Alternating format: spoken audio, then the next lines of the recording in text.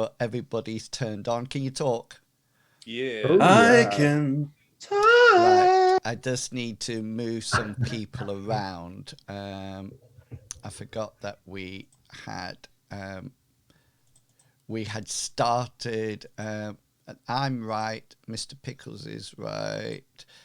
Um, I will be wrong. yeah. Medivac needs to be up there because Medivac is always on top of Hear that, Lise? of Always on top. needs to be on top. Yeah, there you go then. That's that one done. Let me just do this one while we're here. I'm going to have to change. Yeah. Have you been getting any weird copyright infringements on your YouTube recently? For No? what? Well, I've been using the same music on my D&D for ages now. It's one that I bought from Humble Bumble as a proper one, and I have two different people constantly doing copyright infringements, and I go to listen to the music, and it sounds nothing like what I'm playing. So what It's Russia and Brazil. The intro to Mithras, that campaign, I was getting copyright on that all the time. So what I do now is that I trim that off. Right. And so nobody ever hears it now, then that's it. And I know any music I play through the interval, as I call it, is free, completely free, no matter what. Yeah, I was going to say, I paid for all mine. It's what I well, own. I paid for that Mithras intro as well. All right. So I've actually paid for that, and it still comes up as copyright. So I've disputed mine, so I may get banned from YouTube then. I just thought I'm going to leave it. So hello everyone, welcome back. Part 2 of It's a Bug Hunt. Taken from Aliens, if anybody knows it. The party have been hired by a very interesting person to be a bit like a protection squad, and they're going out to hunt various animals. And at the end of the last adventure, the party mentioned some things that they actually wanted to find out before going with Mort the hunter, and I'll feed that back to them once they have informed you who they are and who they are playing this week, which is the same as every week when we play M Space. Anyway, Mr. Pickles, you can go first. Yeah, I'm Mr. Pickles, and I play Zach Newman, who is our team's tough physical character. He's got a lot of strength. He's not too terribly large, but he's got like a Bruce Willis, Mark Wahlberg build. He's not particularly talkative. He has he opposes nonsense, which is what our new employer seems to be all about. He works with shotguns, revolvers, and stun batons. He solves problems because he is the law, or he was. He's ex-law now. He's got a lot of knowledge about how legal systems work. He's got some streetwise. He's just a physical character, but the one area he doesn't have much knowledge in is technology. He uses simple things like guns, but beyond that, he's not a techie or a science guy. Speaking of which, we'll throw the microphone to Captain Kangaroo. Hey everybody, I'm Captain Kangaroo. Today I'm playing Arthur Hammond, a true jack of all trades kind of character. He is a man that you would go to fix anything you need as long as you have the money to pay for such endeavor. Sorry. I cannot keep a straight face. What's wrong, Wills? I have no idea what you are It's not Hammond's voice. It's not Hammond's voice. It's not even William Shatner. I have no idea what you were insinuating. Anyways, he is an older man, but he is still very nimble for his age. We were going to find out further on what he's able to do, what he's able to create in order to help the team kind of be successful in their endeavors later on. From there, I'm going to pass it to our captain, Medevac. Thank you. I'm Medevac, and I'm playing James Minsk. And unlike Mr. Newman, I am a man of many words. I'm your go-to friendly spaceport captain. I'm here to help you make friends, to introduce you to people, to get along with everybody. I'm not an aggressive person. I really do not like violence. I'd like to solve things with a conversation, a smile, and a wink, and let's move on. But if things do get a little bit dicey, I do have a favorite handshake I like to do. If I shake you with my left hand, you know you're going to get shot with my right. So yes, that is that. I'm not very good at combat. I do favor the slap attack. So yes, and pretty much with that, I'm damn good at flying a ship and piloting a land speeder. Yeah, I'm you are. very good at talking to ladies. How you doing? Did you get Lucy? Whose phone number did you get? Lucy May. Yeah. Lucy May. A personal reporter. Exactly. Yes. Anyway, I could waffle on about myself all week, and I possibly will do, but I best not. So I'm going to introduce you to our other member, Purdy. Purdy's a robot. You can see her here. She's a medical robot that keeps the party in tip-top condition. She's recently developed a love for politics and loves to regale the party at any opportunity about the local politics of the Arid, which is the planet that they're on, and what's happening across the universe. Okay, so before I sort of like talk about what's happened, Alex Green, who wrote Furachita, which is a Mithras companion book, and also has written a whole load of space stuff, has given me the wealth and lifestyle rules to have a play test on them. So the first thing that you all have to do is that you need to give yourself a new skill called wealth. Okay, so pop it into your professional skill box, and by that there should be the opportunity to assign 2 stats to it, and the 2 stats that you need to pop into it are intelligence and charisma, which I think is really interesting, because if you do that in Mithras, all the mages are going to be really rich. I think Minx probably likes it if his charisma is high. I think you're muted. I couldn't hear you. I was sorry. My charisma is it mirrors who I am. Yeah, brilliant. Do we get any like training experience in it? Or are you going to allow that? Well, leave it like that at the moment, and then I'll tell you what will happen next. Okay, so the other thing that you need to find out is 20%, a 20th of your wealth skill. So that 1/5. Say again, sorry. What 1/5? Yeah. Now, how can it be 1/5 if I want 1/20th?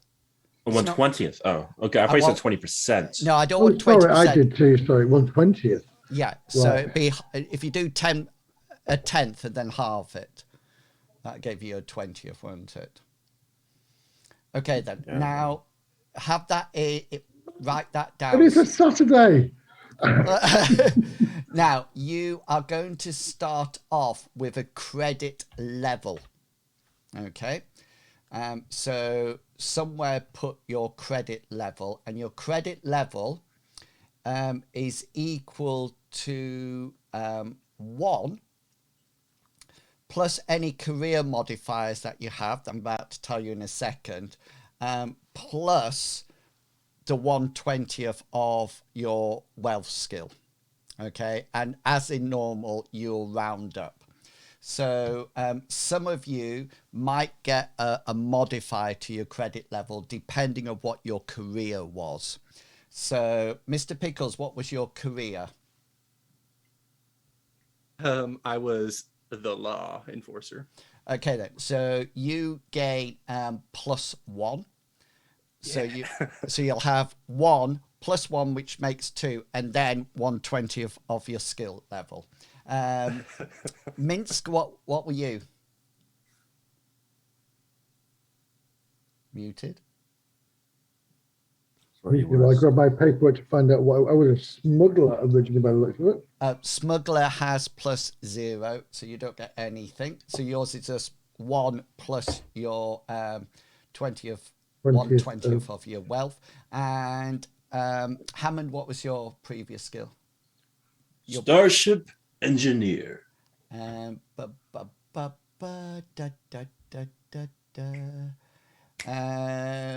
Engineer, you get 0 as well.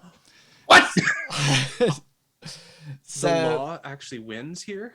Yeah. So there are when you're corrupt. something like a diplomat gets +3 straight off. Medics get +2, and it's interesting, if Minsk had been a Starship pilot, he would have got +1. Okay, but he doesn't. So you should have now a credit level, yeah? Yeah. Do you all have that? So what are people's credit levels? Just say them. If I'm correct in my math, it's 1 plus 1/20th, which is 1.45. So 2.45. Yeah, so that'll go up to 3.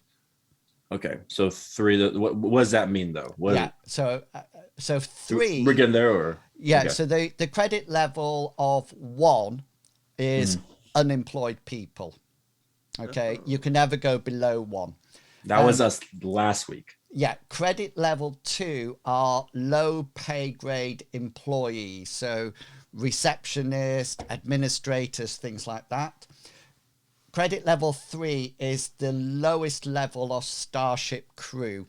So it almost like it says that you are adventuring of some money to gain money, but also, you know, that would be Hammond, because he would have been a Starship engineer. What's Newman? Newman's is a 3. Yeah. Because we round up the 1/20th of wealth. Yeah, exactly. And So I'm below 20. you're the lowest level of Starship crew as well, i.e. a gunner. Totally. Yeah. That makes sense. And what about Minsk? Oh, my math is right on this. Okay, right. Okay. So my skill is 26. So 1/10 of that would be 2.6. No? Yeah. Yeah. So 1/20th of that is going to be 1.3. 1.3. Yeah. All right, I went the other way. So yours would be a 3 as well, then. Yeah. Yeah, so 1.3, so I'll be 2. Yeah. So you're all 3, okay? Because you get the starting +1. Yeah. Oh, and yeah, it that was goes like up. starting plus 1, don't you? Sorry, Yeah. plus 3. So Right. what happens now is that there's not going to be a credit level for the party. There's going to be a credit level for you individually. So what will happen is that when you get paid for an adventure, it will come in a percentage of wealth that comes into your pocket. Now, just to let you know, and I thought this was really interesting, there are rules to invest. I just know Hammond's going to like this. You can actually improve your credit level via gambling. So you can actually go out and gamble if you wish. You could lead it to fraud. and it comes into fraud with deceit and things like that. You can also do savings and investments if you wish, and you can also work with patrons and things like that to advance it. So it's quite a detailed system. And later on, I'll tell you what your general lifestyle is and things like that. And, you know, what happens once you get off the planet. Okay. What about hacking? What about hacking? Could I use hacking to improve my wealth situation? Yeah, so that would be linked. It would be the same as gambling. So because gambling is seen as a risky way to improve it. Okay, so the same rules as gambling would apply to your hacking, i.e. you're going to try to deceive people into having more. Okay. Did you want to say something? Yeah, go for it. Yeah, in the world section, just leave it as 26. I'll put 3 in there. In the role section, it's just your intelligence and charisma. Yeah, so I'll put in notes in that case then. Yeah, that's fine. Okay, now the other thing is that you want at the let me just do a quick synopsis. So just to remind you and the people who are watching, you've been hired by a rather portly businessman who goes by the name of Mort. He has a reputation of being an epic hunter, according to himself, and he's come to Arid in a hope to actually shoot himself some animals. He's asked you to come along as guides in the general area, but from what he talks to you about in the morning, etc., and the night before, he doesn't trust his own security guard team to be that good at keeping him safe. When you ask him, you know, why is that? He doesn't say that he's got rubbish security guards or, you know, bodyguards. He says that he is very outgoing and risk taker, and, you know, they quite frankly find it hard to keep up with him, you know, and he's felt that he has to actually hire somebody on the planet with some experience of interaction, introducing people, finding things, but also a bit of heavy artillery as well. Now, at the end of the last adventure, you asked for some information about various things. I think, Newman, you wanted to check with Carly about Mort. I think that was right. And you text Angel Bright as well, but you got nothing back from her. You also set out researching about the animals that Mort wanted to capture, and you were interested whether or not they were actually endangered species. So if you remember, the animals that they wanted were dunkers, a ragrug, and a spiked head worm. Okay, so this is the information that you get via your researching about talking, exploring the internet, etc., etc. So the first things first, dunkers. Dunkers are a bit like ostriches, but more reptilian. They are herbivores, and they are grazers, and they go around in packs across the sand. They have sort of like their toes spread like camels to keep them on the ground, and they actually eat anything from small animals to shoots and leaves and things like that. And they're called dunkers because they actually put their head under the sand to actually find these creatures or this vegetation.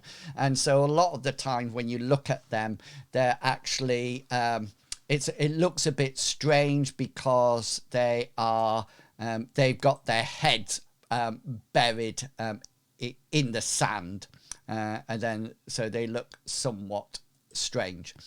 Rag rugs are almost like a large yak. If you think of banthas from Star Wars, if that makes sense, then they look very similar to them. They are solitary animals. They very rarely they meet. Can you see? I've used a Tyrannosaurus Rex picture for Dunkers, but they're not that fierce, if that makes sense. That I've popped on the screen there. But they're not that fierce, and their Dunkers are quite almost like docile. Then that's it. Ragwugs are large yak, almost like bantha creatures. They're normally quite solitary animals, but a lot of the time they mate. And when they mate, they keep with that mate. They're a bit like swans throughout life. They are like big, hairy banthas, and they tend to live in caves. And very much sort of like they don't dig their own caves. They have to find caves to live in, and this seems to suit very well arid, because, as you know, there's a number of mining establishments that have gone out of use. So it could be that some of the ragrugs are actually in there. And the final one, the spike-head worm. This, and somebody asked about this specifically, this is actually an endangered creature, animal across the universe, across all systems. The only place that spike-head worms live are in this system. So, for example, the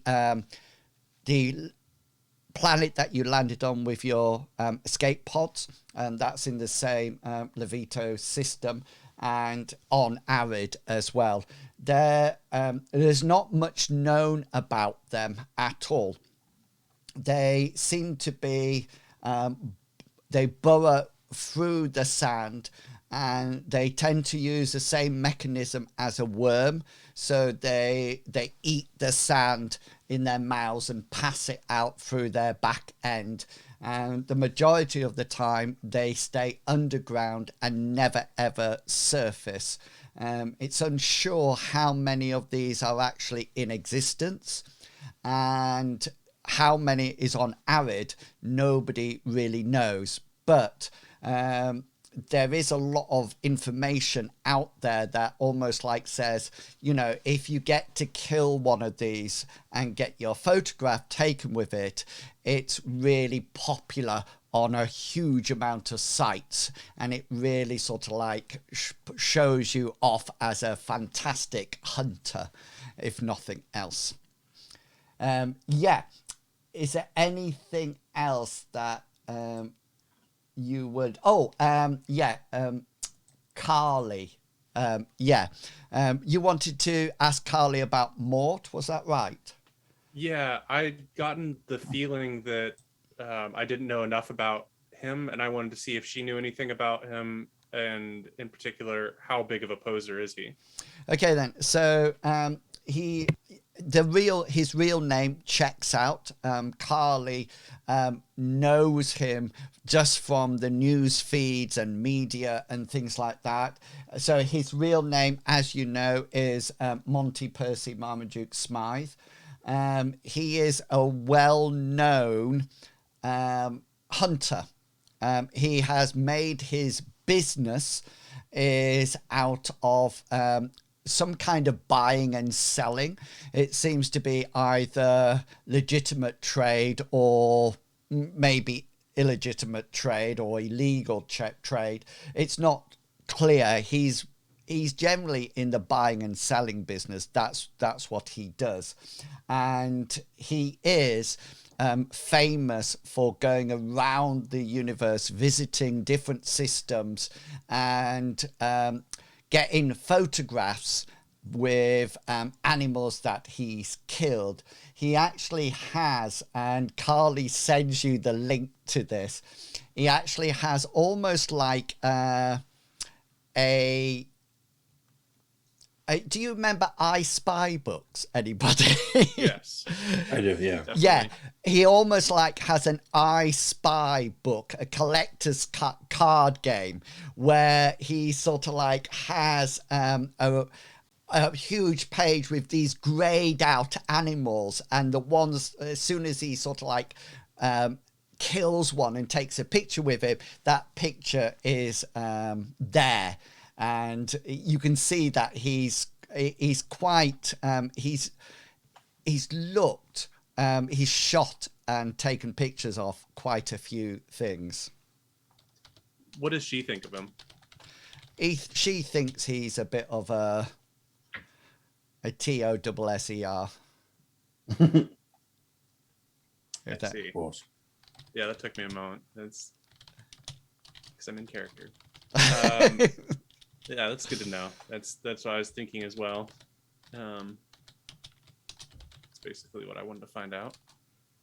Yeah, so she has she doesn't have much she doesn't rate him at all. She says it's one of these businessmen that go around the world pretending that they're rough and tough, and you sort of like mention about his fake camouflage outfit that he was wearing, and she sort of like laughs at that and says, yeah, that sounds like Mort exactly. It's really sort of like very clear that although lots of people do like him and follow him, there's definitely a group of people who dislike. Good to know. Yes. Okay. Newman's probably just texting Carly all this while the rest of them are researching animals on the internet. Yeah, and Carly also asks, how you doing? How you doing? She's Surviving to another day. and Got she sort of like asks, you know, how things are going, and Newman would share the Angel Bright story, diving to save somebody from getting sniped, all the drones getting destroyed, quick thinking of my allies. yeah, and she listens very intently to it, and then she queries.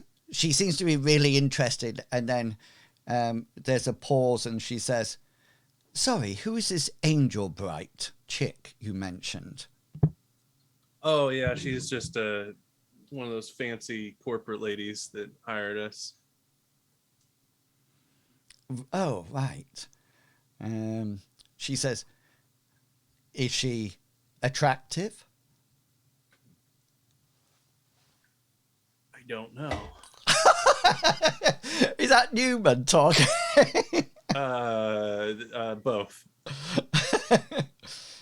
I don't remember seeing a picture of her, but I think Newman also. I think objectively she was attractive. She was a power dressing, full on, really active, up in your face, positive character.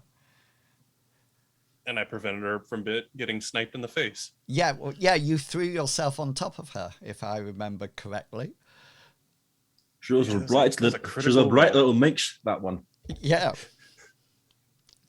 No, Newman is confused by her being labeled attractive.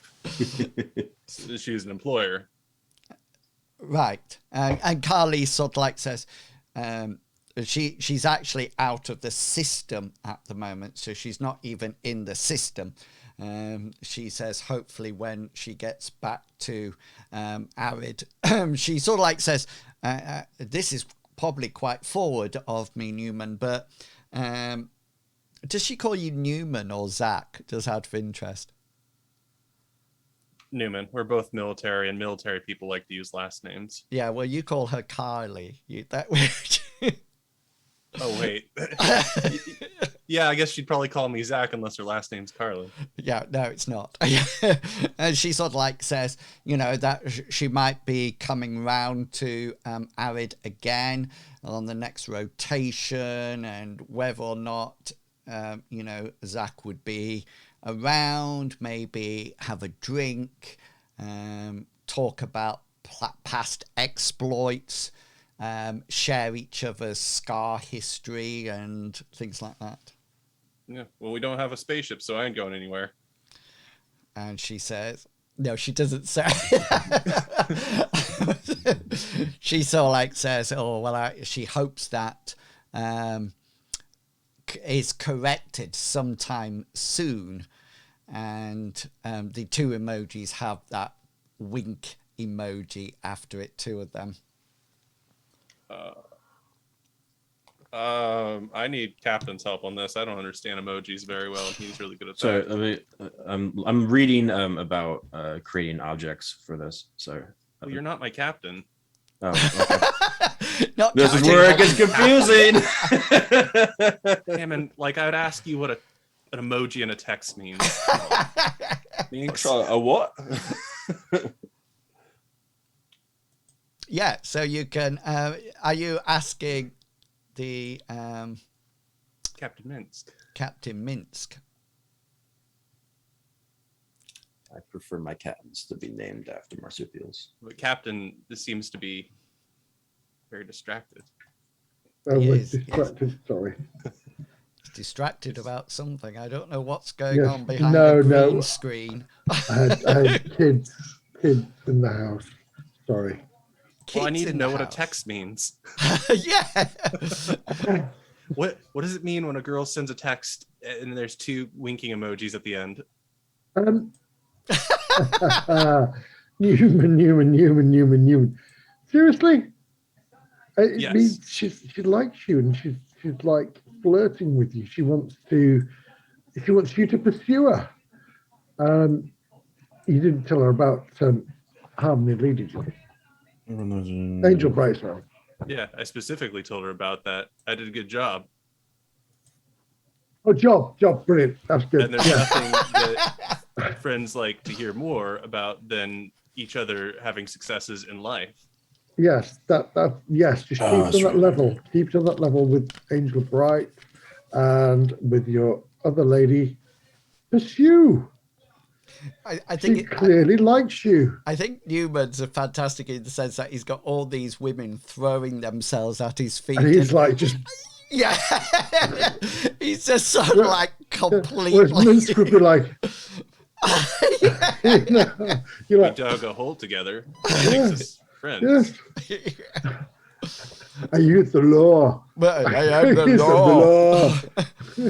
Very well, madam. Please move on. I put 2 pictures up on your screen. I think you should be able to see them. Can you see those? I think I'm on the wrong screen. I must be see the desert. I got desert. Yeah. Yeah. There you go.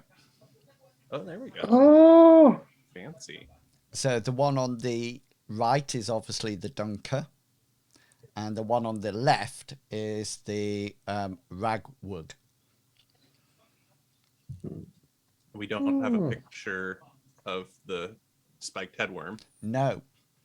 Makes sense. Because that was going to be the surprise. It's only this big. Interestingly enough, there are some images on the web about the spiked head worm. But it's a bit like the Loch Ness Monster, if you've seen images of there. So there's sort of like big mounds in the sand, or big sort of like semi, like half worm sized lumps in the sand that move, and they sort of like saying this is, you know, one of the legendary spiked head worms moving just underneath the surface of the sand. And there's everybody sort of like then saying, well, actually it's not at all, it's a fix, or it's a sand dune or something like that. And there's even a conspiracy site that actually says that the spiked head worm is actually a made-up phenomena that is actually being created by Core themselves about to cover up some kind of burrowing secret vehicle, and they've sort of like used this as a front. It could be to keep people away from the spice. Yeah. The spice must flow. Yeah. I would like to imagine Hammond is actually spending his time just trolling that website and just making obvious innuendos about bullworms and other things. Yeah. Innuendos. Yeah, well, feel free to pop one in anytime. I don't know whether or not you all saw the... That's actually one of the innuendos. Yeah. Would you like to see my spiked-headed worm?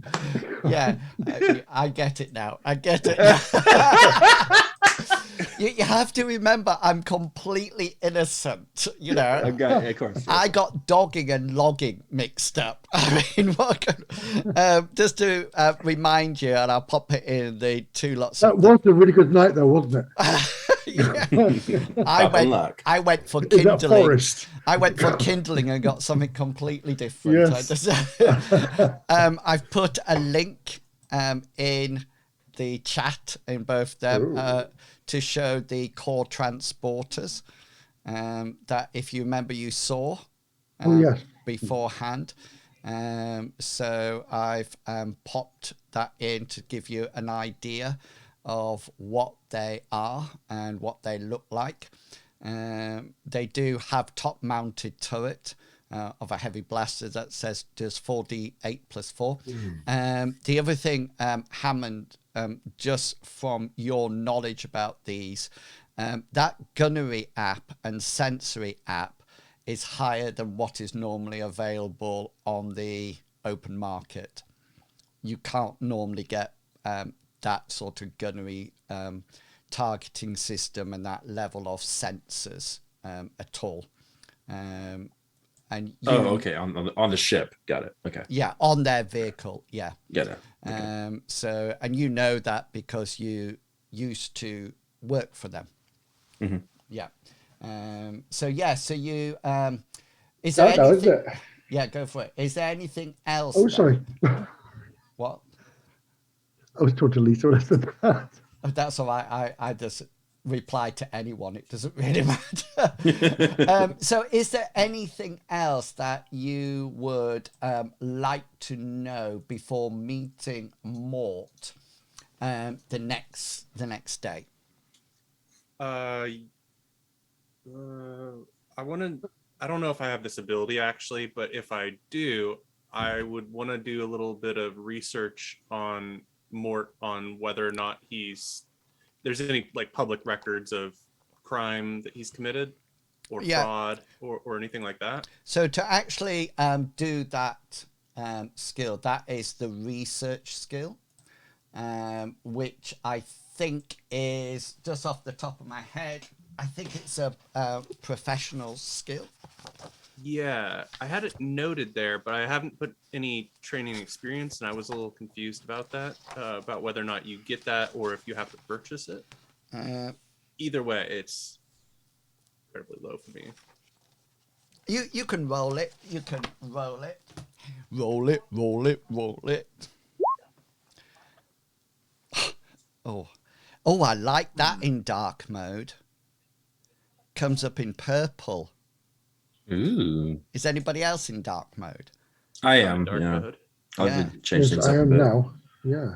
I like. Trying to decide whether or not this is a good thing to spend a luck point on. So I'm going to do changing it back to light mode. Yeah.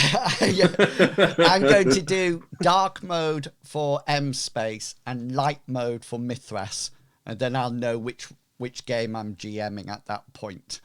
Yeah, do you wish to use a point of luck for people who are watching? Yeah, I think I will. I am the law. I want to know if he's a lawbreaker. Okay, so characters or players have a certain amount of luck, and they can use that to re-roll or reverse the digits or gain an extra action. So Zach Newman will probably reverse the digits to get 18 out of 23, which would succeed as a standard but not succeed as a hard. It appears that Mort has no criminal record. There has been some allegations put against him in the past, but as far as you can see, his record has been cleared of them. There's been various lawsuits brought against him, but each one of them has been completely removed, and it clearly says that Mort was found to be cleared of all responsibility and wrongdoing, etc., etc. They do seem to be, from careful examination, Newman, they seem to be almost like animal liberation groups, and a few trespassing claims that he was trespassing on people's ground, their area where they lived, in order to capture animals or to kill them. But it's very clear that in big black letters at the end of any of these, or all the media clips that you see, the newspaper reporter or the presenter sort of like states, however, Mort was cleared of all these charges and remains a respectable businessman and hunter of rare and interesting animals. I have a question for Newman. These spiked-headed worms are endangered. Isn't it illegal to hunt them, or is it just not? Let me think into my head. How illegal is it? If you roll your law skill. I would love to. Pow.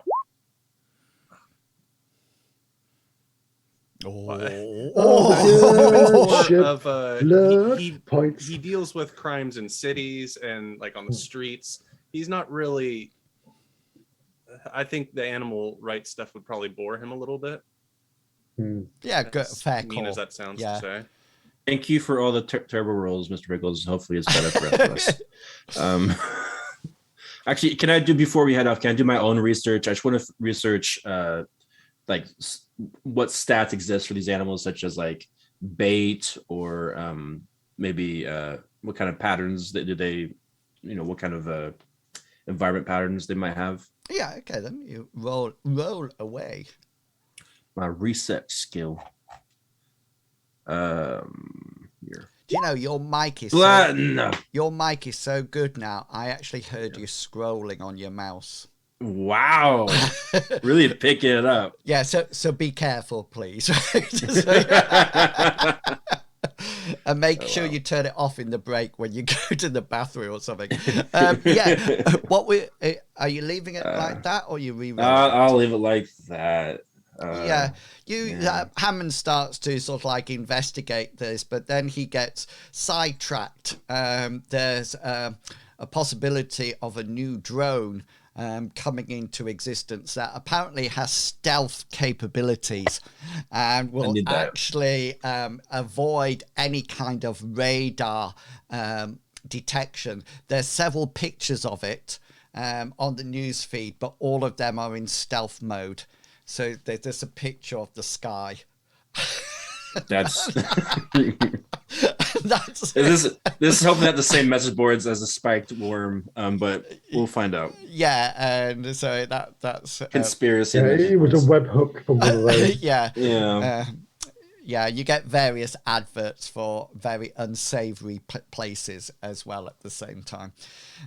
So the next morning you head off, and you've arranged to meet Mort at the starport. If you remember, he has 3 of his own high-tech all-terrain vehicles. They are wheeled rather than hover.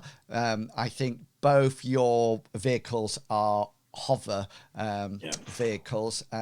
So you do think that, they're not going to be the quickest thing over the land. First thing I need to decide upon is, are you taking both your vehicles or one of your vehicles? And if you're taking 2 vehicles, how is the party set up between them? I'm definitely taking mine, or ours, mine. Captains. Captains, yes. It's your starship until you get an actual real starship. Pew pew. Yeah, we don't need to be fitting anyone else, so we might as well just take just one. And 4-seater mine, if memory serves me. So we should be able to get. You should have your. If it's on, you have the stat, don't you? Yeah, of it. I do. Because it has some nice hit points, etc., and a size rating there. So that's brilliant. You'll have that. So, and are you taking Purdy or not? Yes. Yeah. Okay, then. So is Newman in the front? Or is that's how you normally travel with Minsk driving and Newman playing shotgun, and then Hammond and Purdy in the back? Is that the plan? Right. Yeah. Yeah. I think Hammond's going in the back because he's going to be droning it if he has his drones. And that was my next question, whether or not the drones are in the boot, whether or not you're taking them. I think you have, is it 2 or 3 you have? Unless I was actually spending a lot of time looking up what we've passed, what you've shown me in the past for what the options are. But I think my 2 are a security drone and a guard. What's bot. the other one? I think light surveillance drone and a security drone. Yeah, got ya. Yeah. So is the plan to have them out, or is the plan to have them in the vehicle and then getting them out at the relative moment? The latter. Okay, yeah, which is probably probably the best idea, because you don't know how far you're going to be going before you stop or even find anything. So you arrive at the starport with Mort outside, and he's he looks very excited. You do notice, the first thing that you notice, that he has changed his outfit. It's no longer green camouflage. It's now like desert warfare camouflage, and he has a hat on. I don't know what they're called, but they're sort of like a soldier's hat, not like a domed hat, but like a cap. Does that make sense? With the flat bill and kind of the squarish. Yeah. But it's made of like a cloth or something. That's it. Yeah. And it's made out of cloth, and as he sees you arriving, he takes it off, reverses it, and puts it on, so it's sort of like back to front. You also notice that Lucy May is there as well. She has got changed as well into desert fatigues, but you notice that hers is not tied at the midriff anymore, but the sleeves have been removed, and she's got about 5 buttons buttoned up, the lower 5. And the shoulders are also like, it looks like they've been ripped off, and they're all fraying. And she's also got what appears to be very short desert fatigues on, i.e. they probably just cover the cheeks of her bottom, and then that's it. And then she looks a bit like Harley Quinn, or Kylie Minogue. And she both of them have black boots on, heavy boots, and Lucy May is sort of like lounging over Mort as you arrive. And there seems to be these 3 all-terrain vehicles set up. The sliding doors are undone, open, and there's sort of like a security guard on each one. You do notice that they are wearing jumpsuits, grey jumpsuits, and they're sort of like they seem to have a belt on. There seems to be 2 groups there. Some appear to be very techy, and they seem to be having headsets on. 2 of the ATVs are kitted out with a range of wonderful gadgetry inside, a lot of electronics and computers. And then there seems to be another group with that seem to be more admin. They're carrying handheld computer devices and they're tapping away at them. And sort of like at various points, you notice that Lucy May takes one of them and takes a picture of Mort, and he sort of like poses and takes a picture, and she giggles and they pass on. And then you notice that there's 3 security guards there. They're still in their black suits. They are sweating quite profusely, and they sort of like have their bulging side arms in, their dark glasses and their earpieces.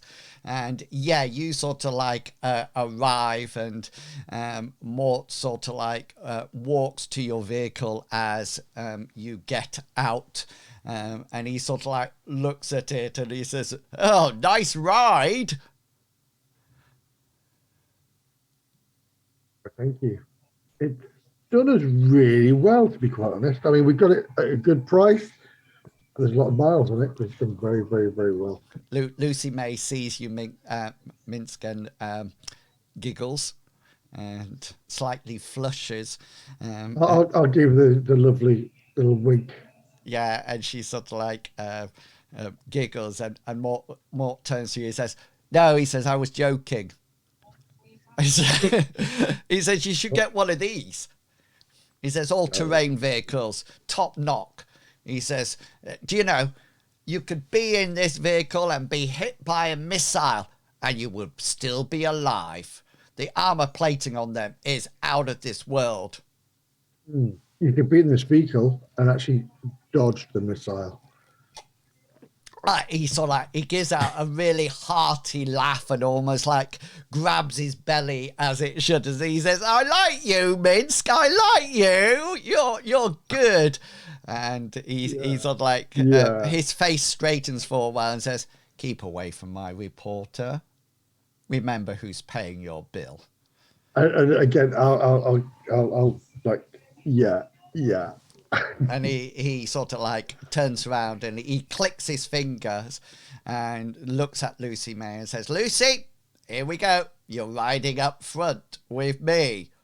Again, if you know what I mean."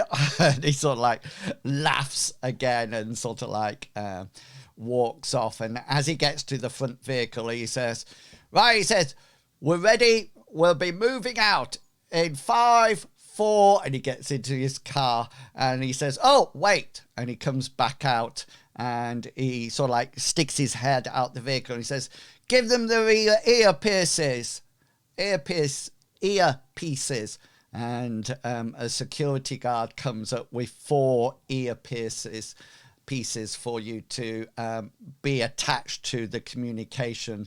From what you see, it seems to be a short range communication system, but it wasn't appearing on any scans or anything like that you did beforehand.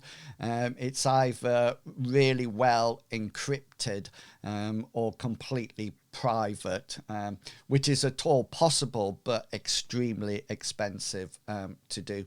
The earpieces just sort of like click over your ear, and once it sort of like gets onto your ear, once it's made contact, you hear a text sort of like, "Test, test, test. Can you hear me, gentlemen? Gentlemen, can you hear me? Please reply." Yeah, yes, we hear you. Oh, Mr. Hammond. Yes. Mr. Hammond reporting in. Thank you, Mr. Hammond. Your earpiece is working correctly.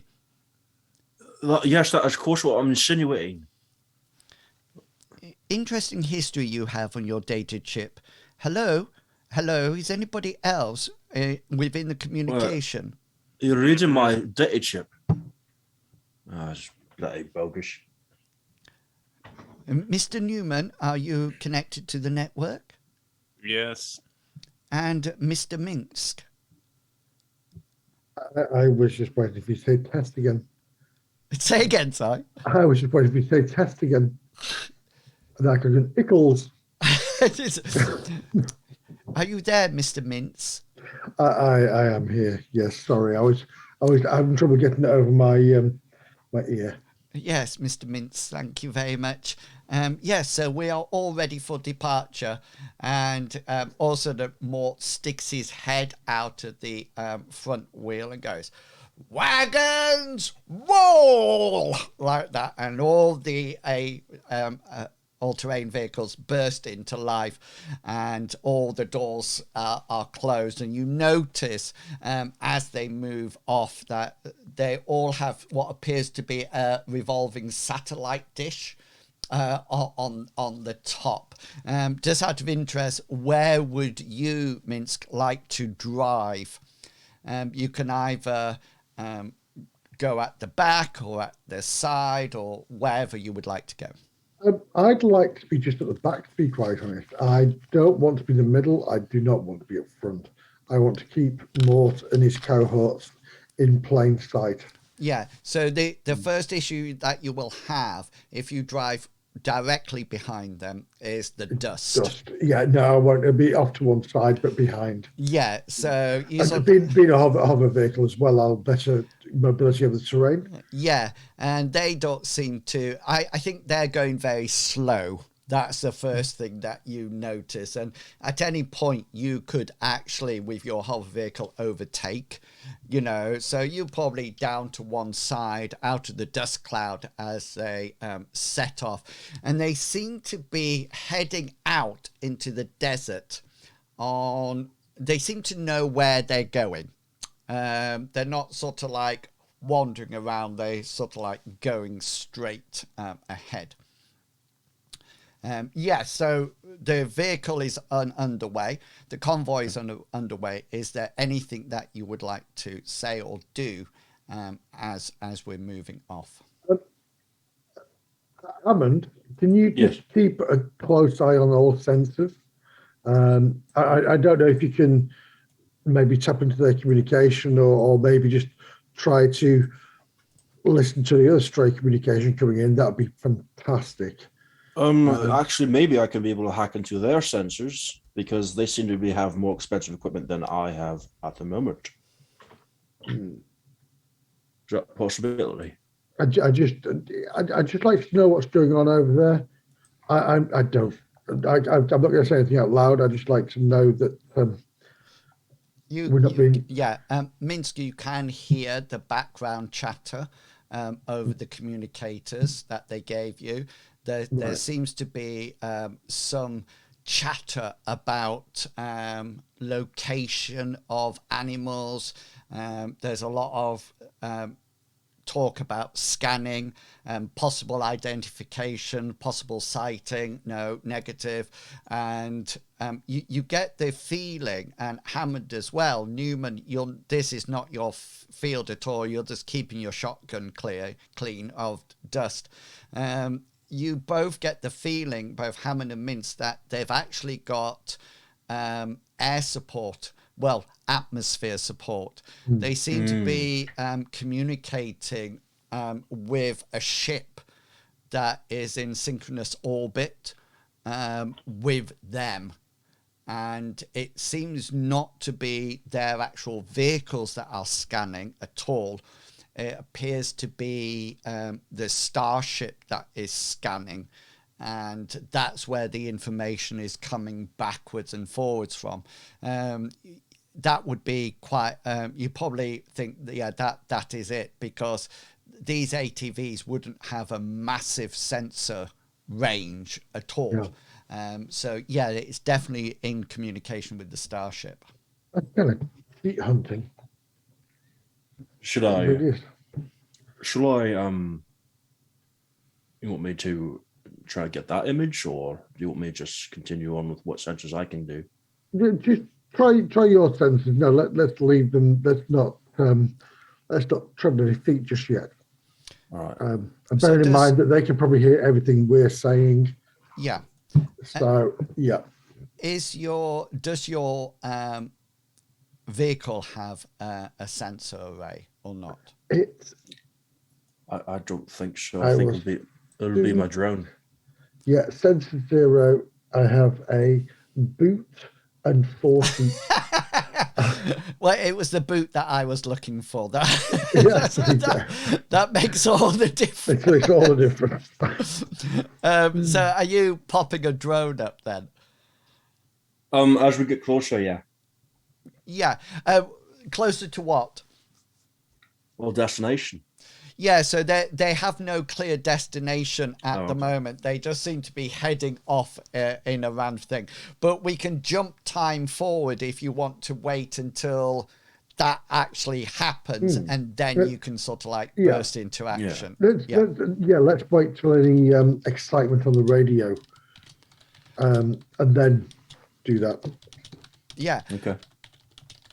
So brilliant. So Newman, is there anything you wanted to do, or anything while all this is happening? Besides eat a granola bar, I want to have my medium revolver out because that has better range than my shotgun. My shotgun's probably on my lap or something, but if I have a gun that I'm grabbing, it's the revolver. Okay then, brilliant. Okay then, so you're probably not doing. You just seem to be driving out for what seems to be a long time, almost like 4 hours of this driving out in this straight line.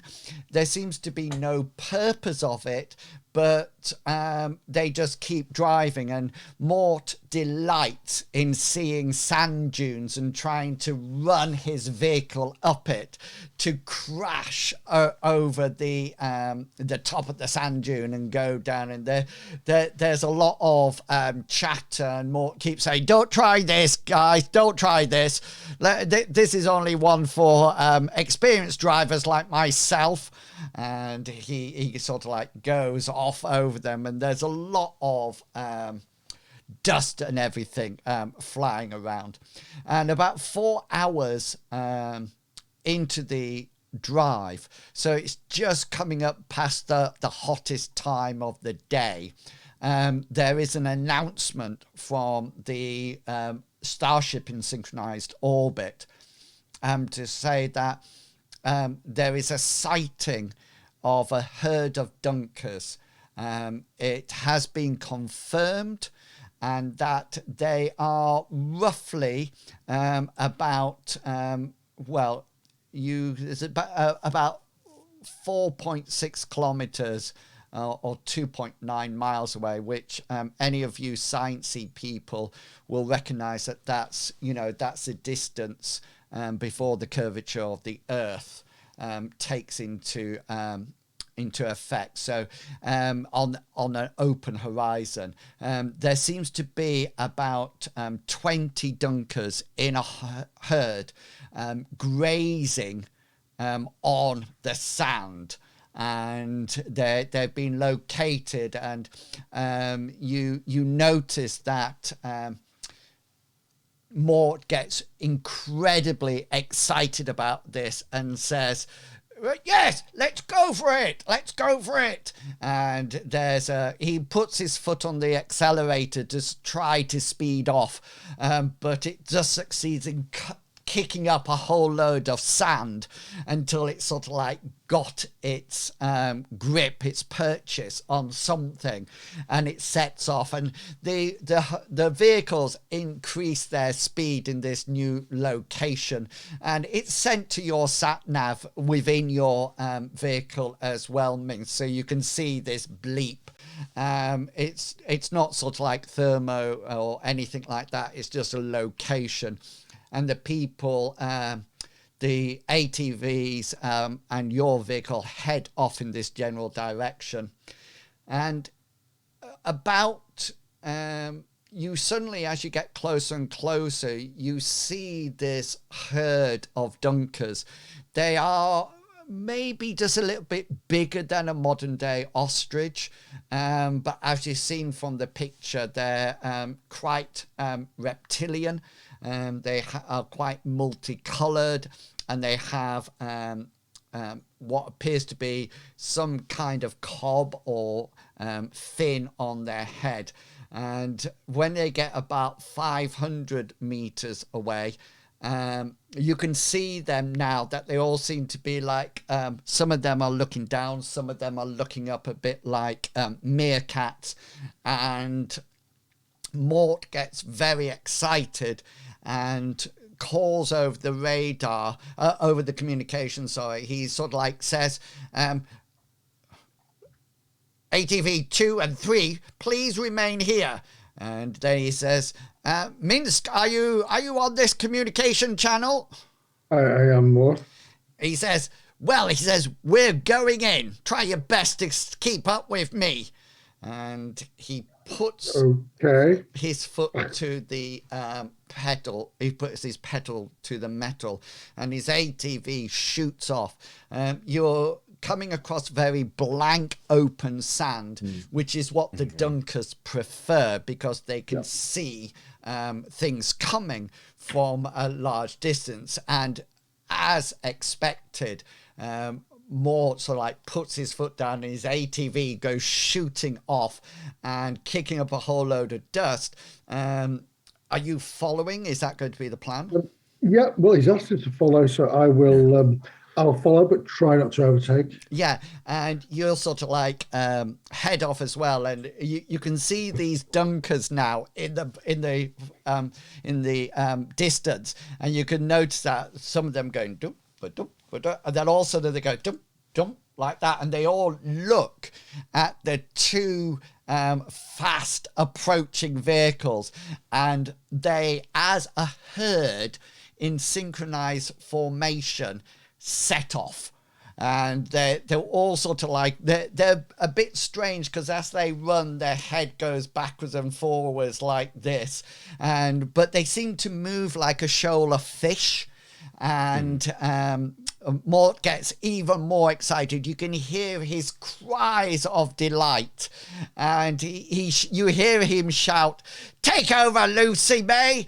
And you notice that the window comes down of his ATV, and he leans out of it. You have no idea what his feet's attached to, and he shoulders out what appears to be some kind of grenade launcher. And he sort of like, he sort of like comes out, he says, right, you can hear him over the gate, he says, give it, I've got it, and he sort of goes, and then sort of like levels it off. And he sort of like, these dunkers are oblivious, and they're just getting faster and faster and faster. And he turns to you, Minsky, and he says, head them off, bring them round to me.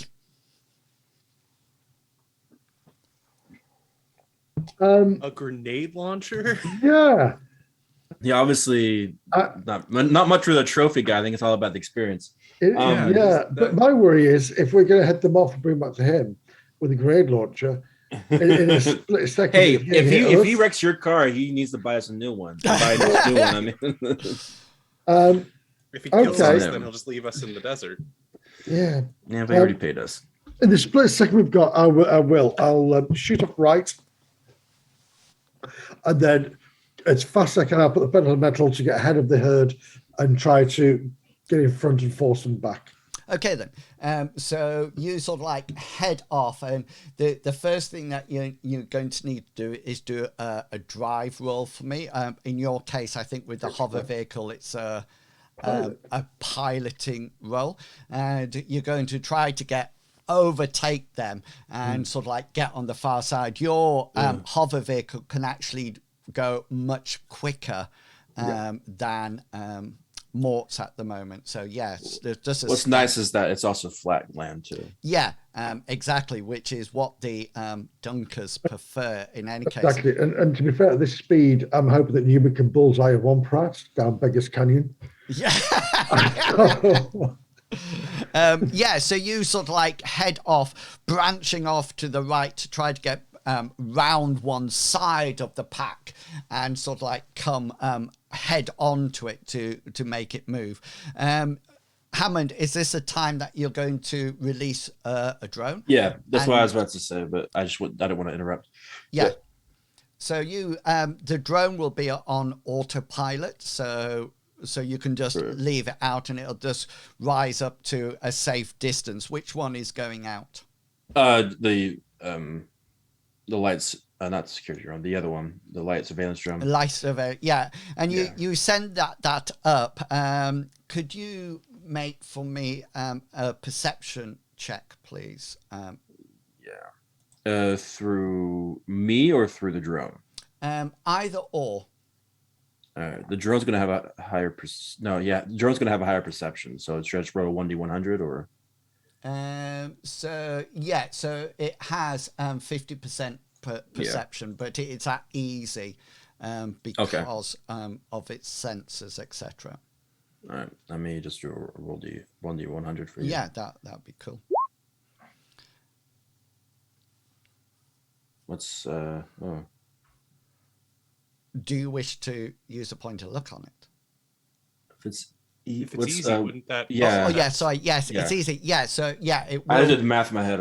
It will do. Easy. So the drone immediately picks up two other drones. They've seemed to be coming from behind Mort's vehicle. And they're heading straight to the vehicle from behind. So we know now that Minsky's taking his out wide to try to get round it, and Mort sort of like heading towards the back of the pack. And these two drones are approaching from behind. Sure as your surveillance drone goes up, it instantly beeps at it's there. Obviously for danger airspace and for maneuverability, they seem to be coming in pretty quick. Newman, your plan is just going to be what? I mean, he's the one who's supposed to kill, so I'm just sort of looking out for anything that might be approaching that isn't part of our group. Okay, and Hammond, are you telling everybody about these two other drones that'll come to your mini computer? So your I'll they also have their own drones, it looks like, so that's great. It's their drones. You know that it's their drones, right? Well, they're following them. I'm pretty confident they know that they're with them. Well, sometimes drones follow people, but they're told to do that by other people. You do notice that both of these drones are not sending out any identifying systems. So, which would that insinuate that they're trying to be stealthy, or that they've been altered in some way so they can't be traced. You can actually alter that on your drone if you wish with electronics hardware, but there's no sort of like bleep saying this is this kind of drone, this is this kind. And Newman, you can all see them now as you overtake the Dunkers, that they seem to be matte black drones. They seem to have two propellers on either side that are keeping their airborne as they sort of like quickly approach Mort's vehicle. At this point, Minsk, you pass the Dunker pack. Okay, so what would you like to do? Two things. I'm assuming that Hammond's told me about the drones. Yeah. Yes. Yeah. So two things. I'd like to. Oh, do we have a horn on this thing? Like, because that's why I want to push the horn. I'm sure Minsk would have put some kind of horn in it of Yeah. his favourite. So, well, I'd like to make any I'd like to make some kind of noise with the land speed to make these things to reverse them in a sense. But in the same, and again, over the comms, casually, I'd say, Mort, are those 2 drones following you yours? Okay, so you sort of like set off your horn to try to turn these. Divert, yeah. What is the sound of your horn? No. Down, down, down, down. I thought you were going to sing the Love Shack or something. The Love Shack. Wait, it would be just. It'd be the horn. It'd be, so you sort of like blare your horn at these dunkers, and they sort of like. What's that? Let me just pop out their sheet so I can see them.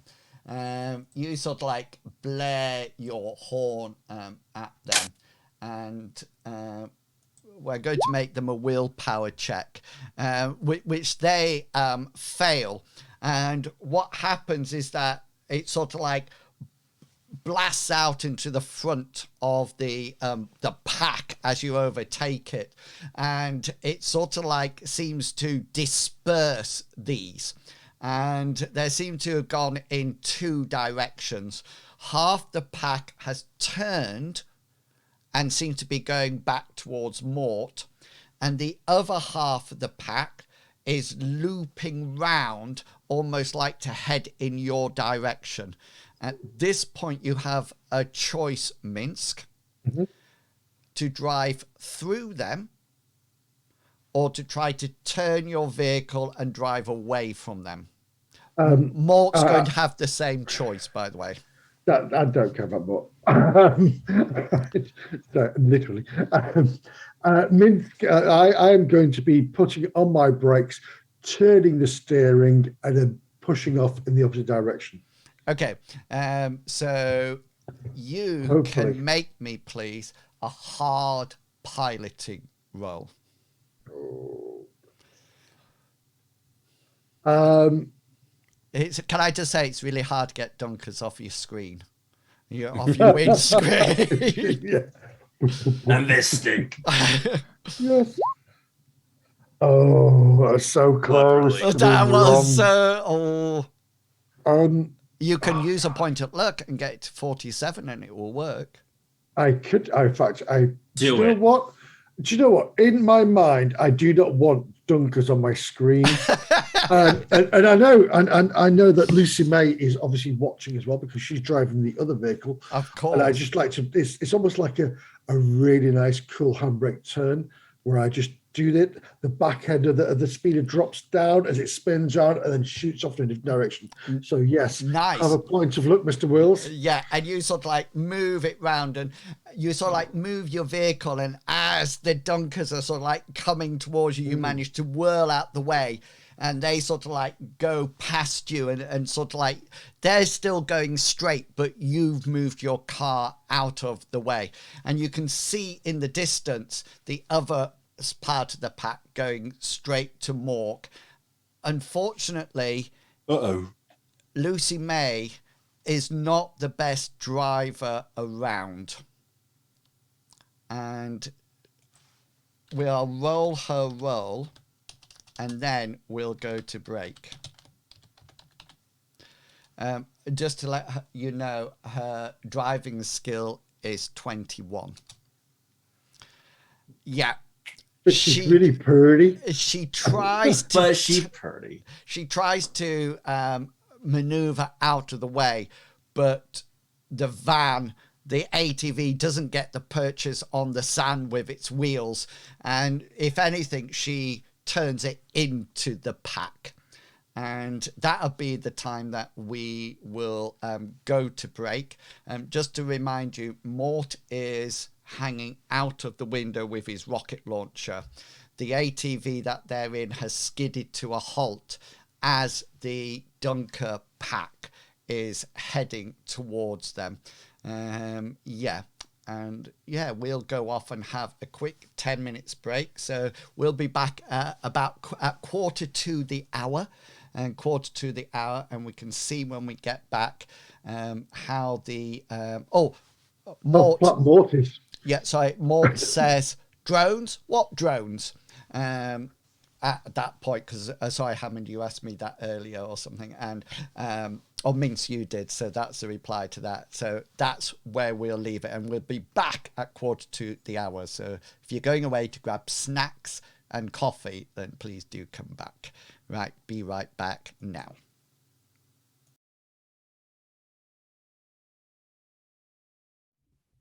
I want to tune about Spanish now. I'm going to get my no, I can't. I've got a panini maker. Okay. So just so we can keep everything in order for the next part, I think if you could roll yourselves some initiative. What? Hang on a minute, because what I'm going to do is that I'm going to pull your characters onto the screen so you can click them to do your initiative. I can't touch me. Can't touch me. Can't touch me. You will be able to. There you go. You write down at the bottom. There we go. Yep. My favourite leverage comment was oh God, shut up. My favourite leverage sort of statement was MC Hammer apparently can touch this IRS.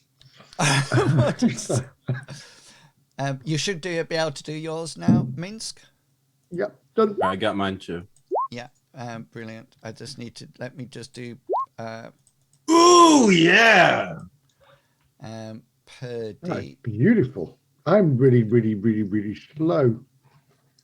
but handsome.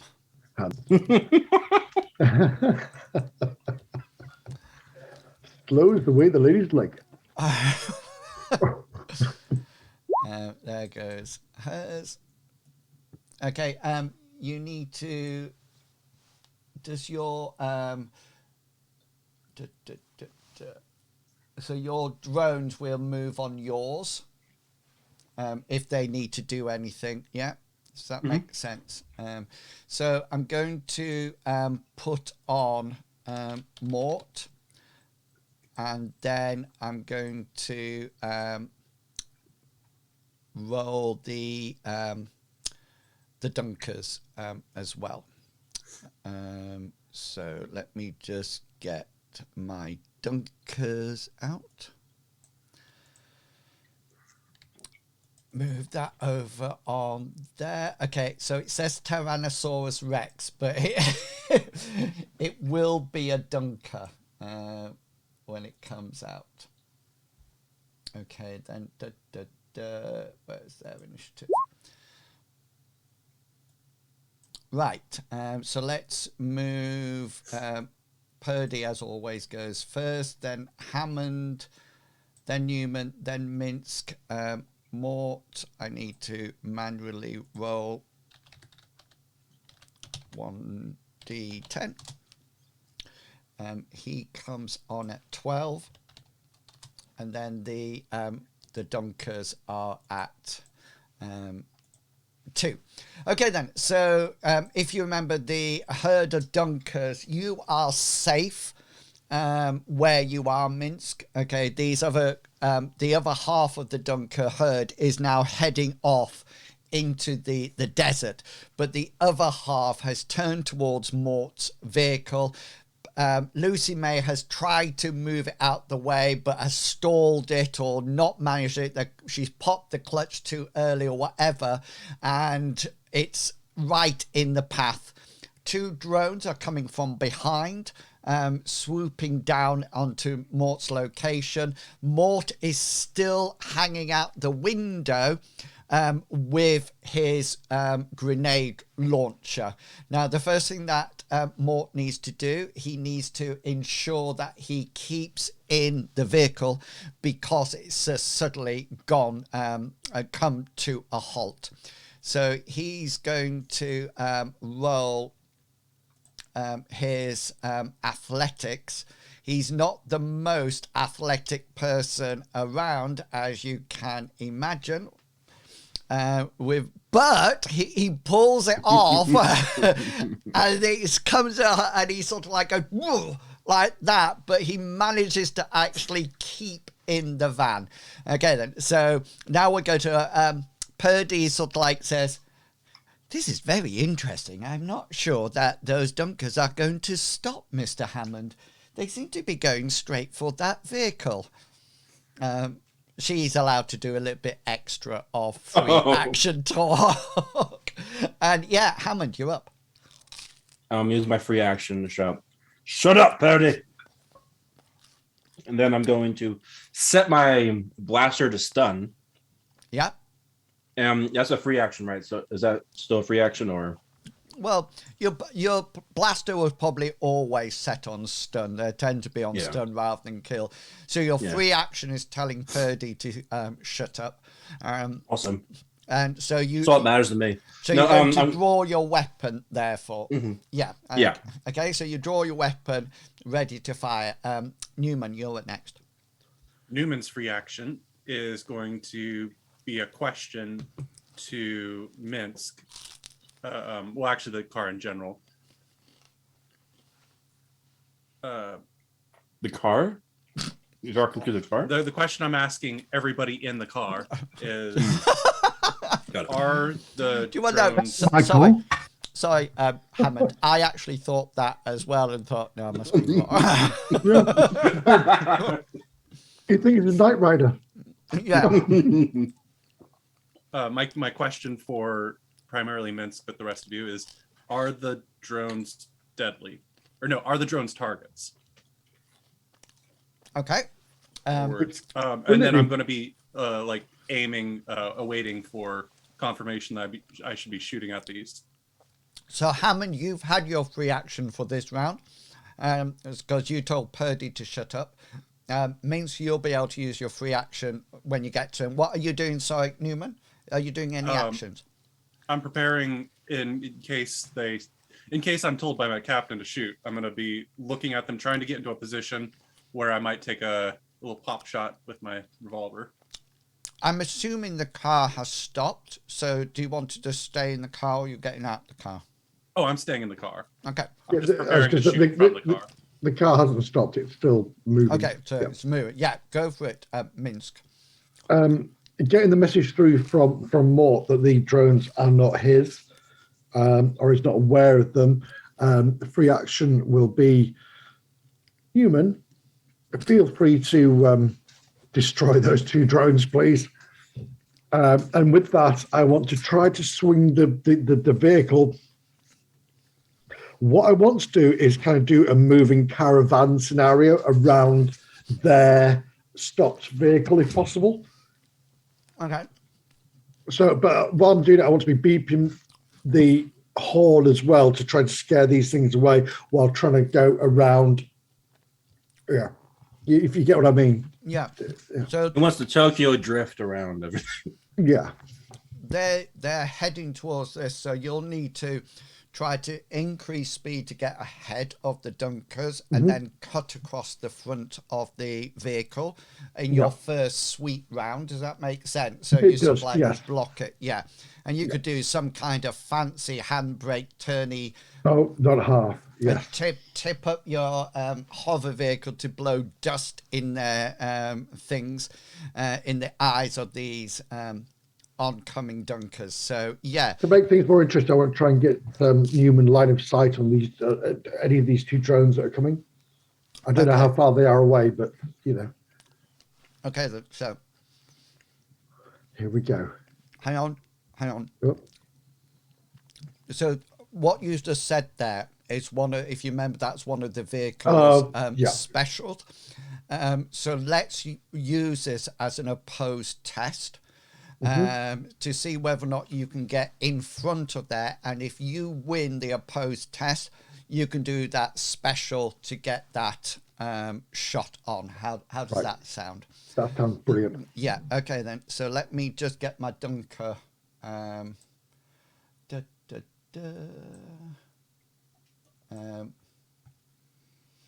Okay then. So we can use. You can use your drive. I think that sounds good. Are you happy with that? Pilot. And I'll use the Dunker's athletics. Right, not pilot. No. Yeah, pilot, they can actually drive. Yeah. So they'll use their athletics. Okay, so Against my drive, which is really bad. piloting. Oh, piloting. Oh my god. Yeah, because piloting because you're in a hover vehicle. Okay then. Yeah. So Can I augment that with the will of my passengers? They're just waiting for you to fail so they can laugh. Yeah. Yes, I've heard this before. Damn. Hot rod in the house tonight. So people watching the stream, that's a little star there and sort of like indicates that that's a critical success at all levels apart from Herculean. I don't know if you noticed that. Yeah. So, even if it was a hard or formidable roll, you're actually winning. And you do some fancy shift the hover vehicle into a different mode. You get ahead of you, sort of like go down one side of the pack, and then just at the right time you slide it across and almost like turn the hover car slightly on their side that blows up dusts and the in front of the approaching dunkers, and which causes them to veer off. I'm just going to give their willpower a check here. And yeah, you sort of like blow it up and they sort of like move off. And at the same time, Newman, you don't know how Minsk has done it, but he's managed to maneuver the hover car round. So you have a clear shot. He's probably taken it on the inside, so he's arched the window up so you can sort of like turn round and fire on your next action. Okay, Minsk, brilliant driving. Mort's turn.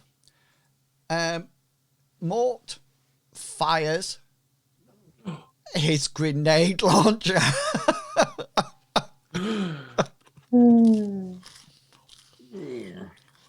So these dunkers are going towards him. Vehicle, he nearly falls out. He pulls up his grenade launcher. As they're coming towards him, he squeezes the trigger. Remember, all this is happening in 5 seconds as a hover car comes round and he releases his weapon. Hang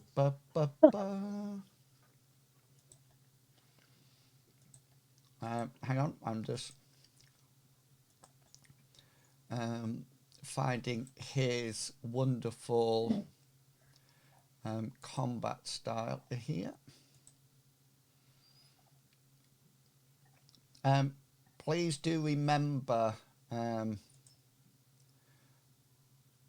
Minsk, you've had one action, so you can use an action point to try to evade it if it comes. I don't like the way you're telling me this.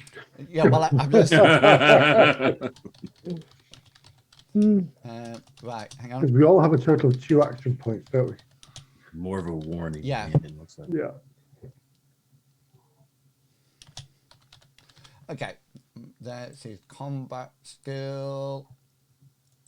This is that.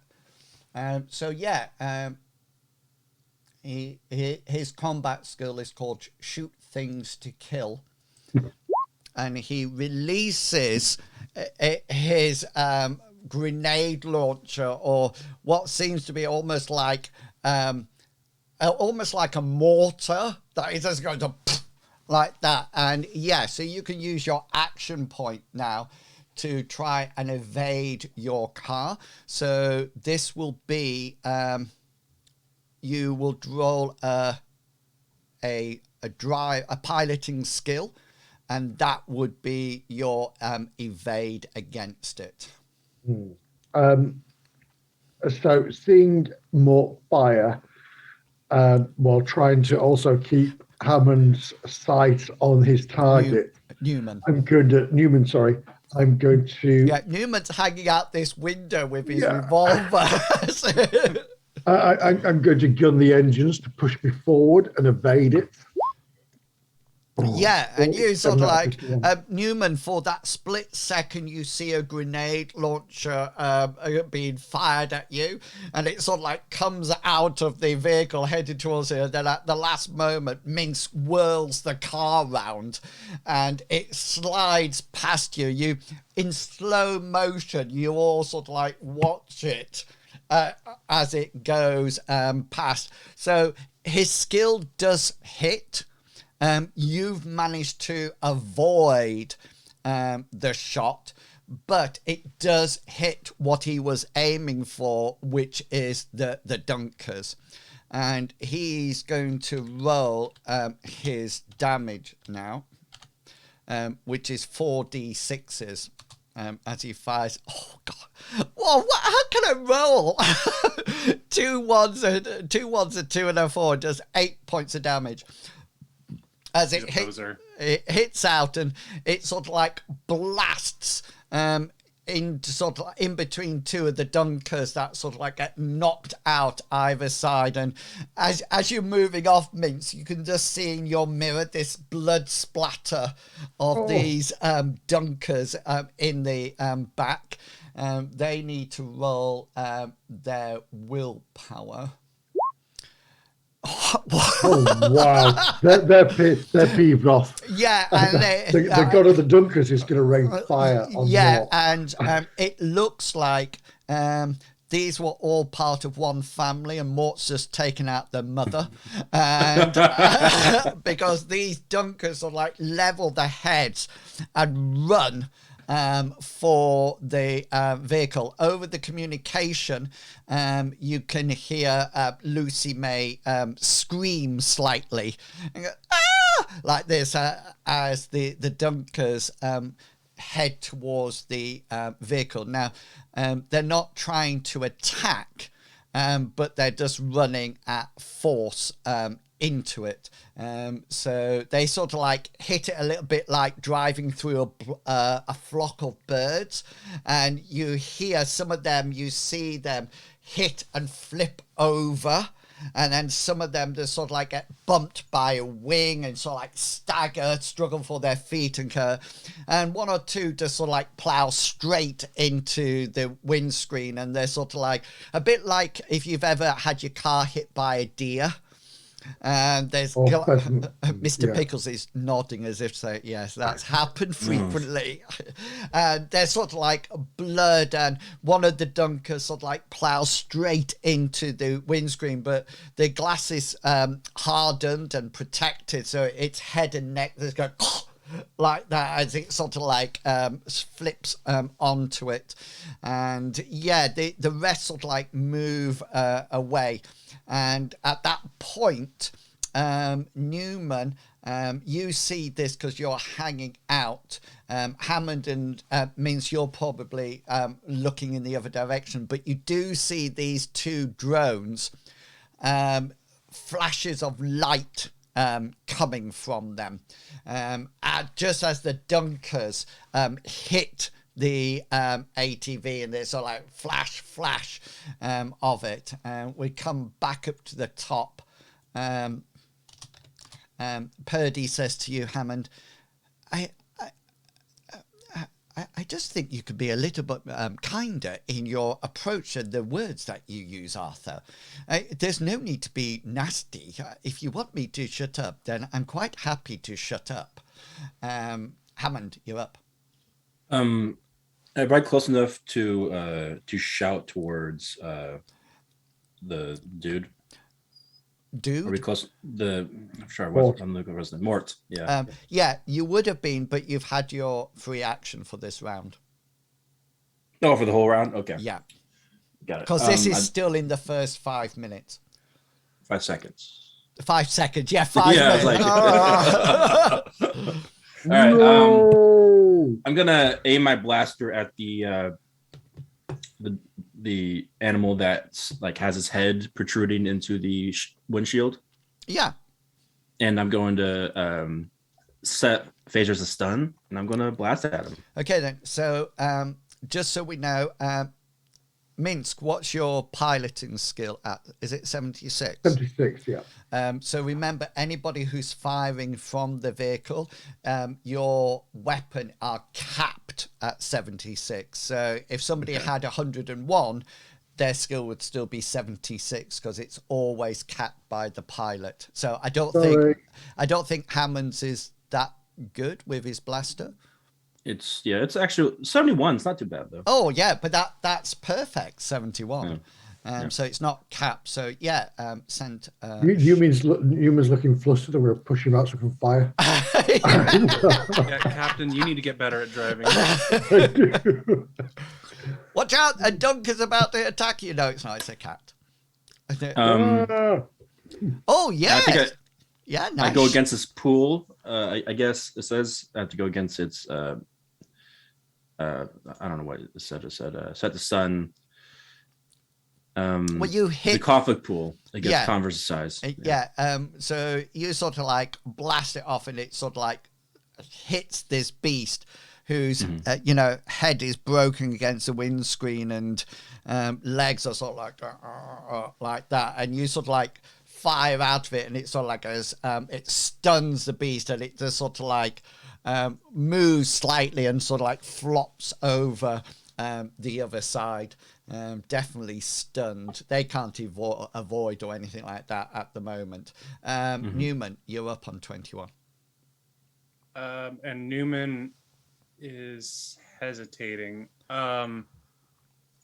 because the flashing isn't like the flash of a gun on the drones, right? Do you want to take a free? You've had your free action.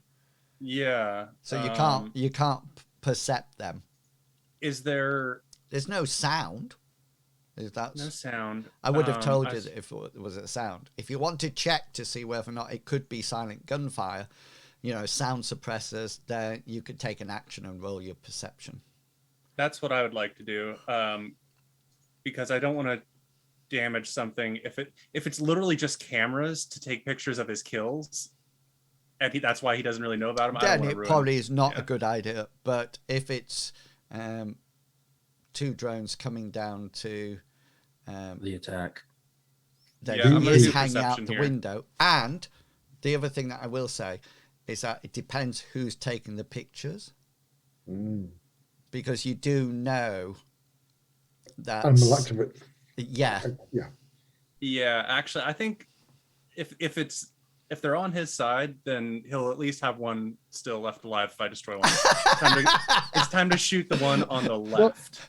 He doesn't know about them, so that's all I'm going to say. I did say that. He doesn't know about them. I worked it out. Should I put a minus on my skill until... to shoot the drone? Well, to bring myself down to my captain's level. Yeah, so if you just... Sorry. In the other category, if you just put minus whatever it is to take it down to 76. Yeah. Taking it all the way down to 76. From 804. No, from 79. I now know how you lot feel when I play Hasra. Yeah. Okay. Here is me using my shooting skill. Oh no, my revolver. I will take Oh, that. You shoot Mort in the face. No, we joke, and then we can't shoot. Yeah, so what you happens? you actually fumble in your roll. So what I'm going to say is that what happens is that you hit one of the drones, but due to the way you hit it, it veers off and hits the other drone, and they bash together, and there's definitely a decided crunch. And both of them sort of like plummet to the ground and sort of like hit the sand with that, you know, if it means. And as they come down, don't forget to tick the box. Minsk.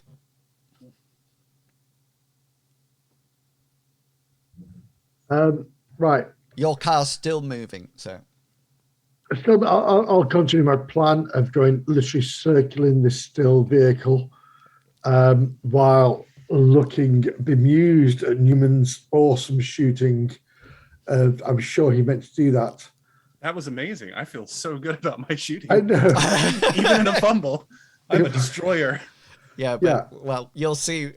You'll see why in a second. Just keep going round and round because I did that. My intention is purely to create a circle of safety around this vehicle. Okay, I just have one question for you. So you've passed in front of it at the moment, and you're going round the back.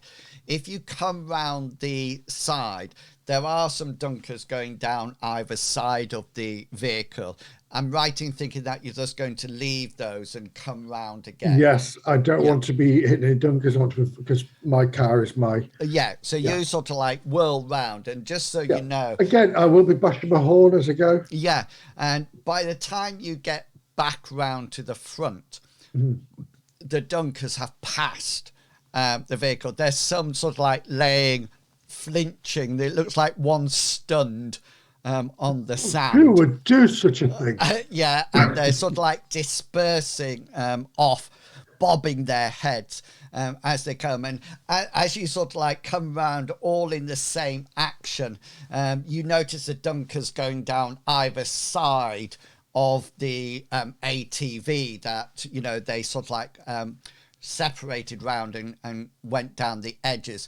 And as it comes to Mort's turn, Mort sees some of the dunkers heading down the side after he's blasted one, and he yet again has to try to make an athletics roll to actually get inside the car, because otherwise he's going to be nastily hit.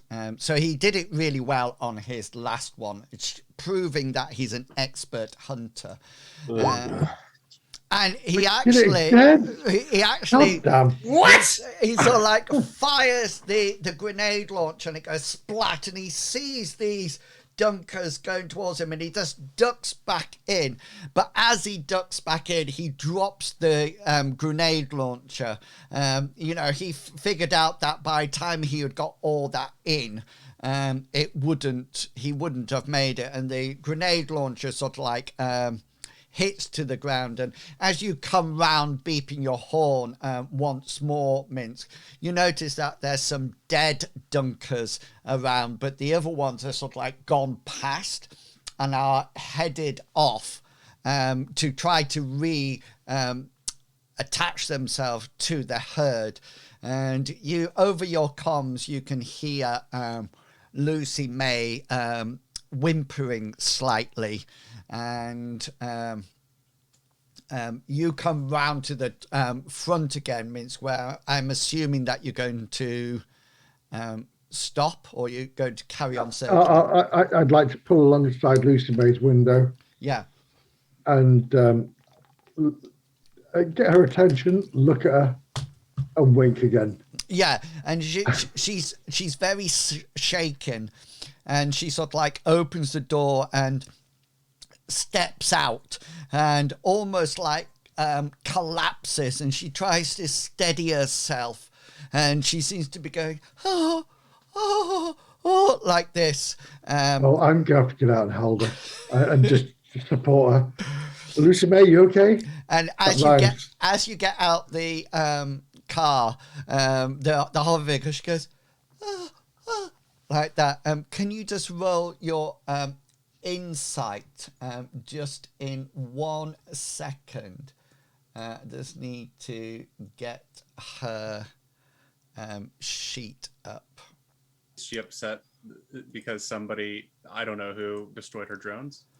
No, this is some. Don't worry, this is something completely, completely and utterly She's different. faking it for me.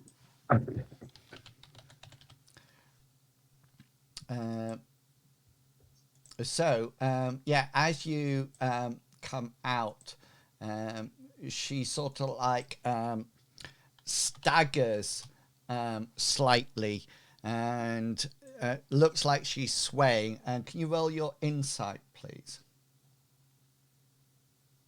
1 out of 62. Nice. You're very insightful, Captain. Look at that. Yeah, so you actually win the roll because her acting is, although it's 82, she only scores a 22. And she sort of like, is like this, and then she goes, oh, and you can see that she's actually waiting for you to get close. And then once she gets close, she sort of goes, oh, like that, and sort of like flops onto you. She's... You're insightful. You can see that. I know a player.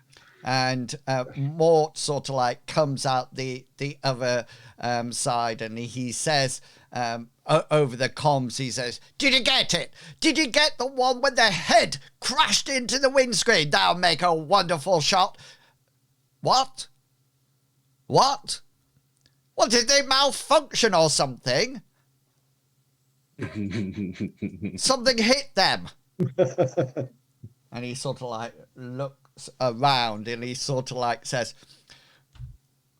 I hate to tell you this, something hit the drones. Oh no. That's terrible, Mort. Who would do So he sort of like looks at you, thing? Mince, because you've got Lucy May in your arms. Yeah. He First says, aid, Mort. Back off. mouth to mouth. Mouth to mouth. I heard shite, but a must have been from the shells from your grenade launcher. Bummer. Yeah, roll your deceit, Hammond. Let's see. See if I'm a deceitful fella. Oh, I am. I saved your ass. Just remember, however, he's got to do his insight roll Just following orders to see whether or not you Are convincing. So as long as he does, that's a good roll. That's this. Yeah. Was it Very you who good had roll. that roll? No, Before? No, it was I got the 4. no. Oh, He yeah. matter of fact got the 4. Oh right. Well, it's not as good as that one, but Yeah. He fails his insight, and he says, "Well, it is pretty powerful gun. Did you see it blast them to bits?" And he sort of like touches ear and says, "Get a couple down here as soon as you can." And he sort of like goes into the back of the van. He opens the sliding door, and he comes up to Newman, and he says, "Use this." And he goes over, and he's sort of like the stunned dunker that is out for the count. He goes over and he straddles its back and lifts its head up like this, so he's holding it. And he looks at you, Newman, and says, "Take it now! Take it now!" he gave me a camera. Yeah. Technology. Like shooting him, but without a bullet. Roll your insight. There's so many buttons on it. I'm not used to buttons. I'm just used to a trigger. Or am I?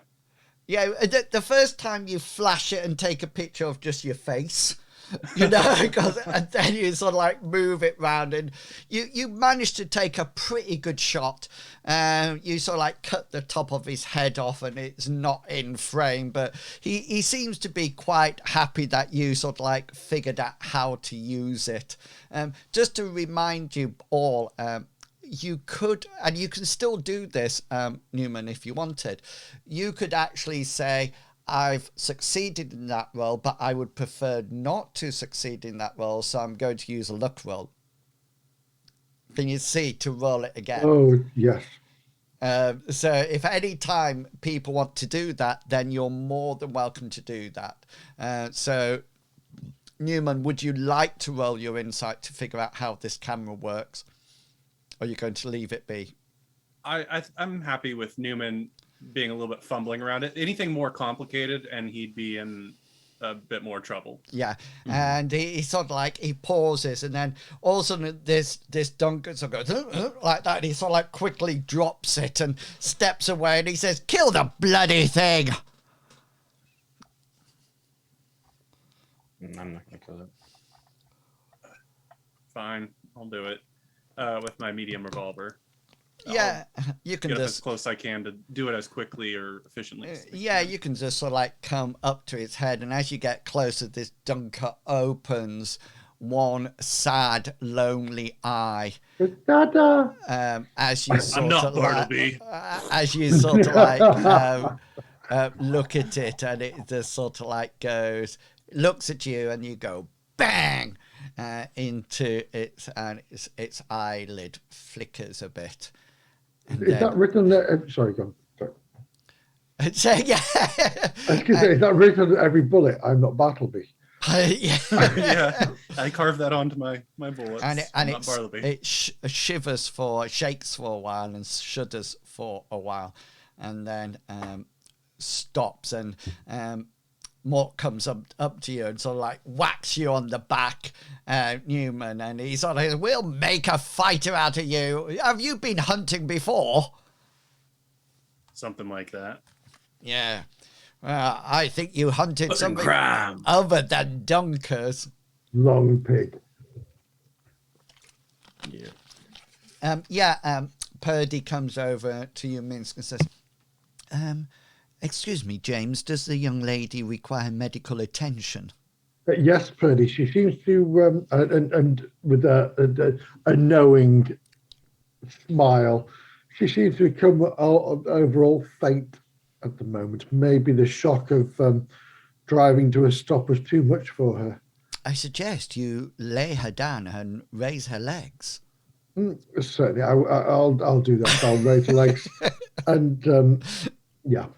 And you sort of like put her down on the ground, and she goes, oh, like that. And you raise her legs, and she goes, ooh, like that, in a different. And then she sort of like comes round, and she sort of like looks at you, Minsk. And Purdy says, it appears that she has become conscious after my wonderful medical suggestion. And she sort of like looks into your eyes, Minsk, and says, oh, Minsk, James, how can I ever repay you? I don't need payment for such a wonderful thing, but maybe after all this is over, we could perhaps have a drink later on. And Mort hears this off the courier's thing, and he says, Lucy May, don't try it with another one. You know what happened after the last one. And there's sort of like splatters of blood around where Dunkers have been hit. Newman, are you wanting to do anything about the drones that crashed or not? Me, you mean? Well, no, Newman, because Newman will know where he shot them down to. I mean, I'd probably let Hammond know because he loves drones and like really loves drones. So I'll quietly point out where they crashed to him. Probably say something like, crazy how that happened. Yeah, very crazy. I'll shoot in a bit. Just don't leave without me. The group though, otherwise. Okay. I'll probably take out my toolkit and approach where the drones were, see if I can salvage any parts. Possibly, maybe that module that allows the drone not to be detected. Yeah. So Newman, can you roll 1d6 twice? I just want to see whether or not anything malfunctioned on the drones. 3. Yeah. On one of them. Oh, hang on. And 1. Yeah. Okay then. So Hammond, roll your electronics skill to see what's happening with these.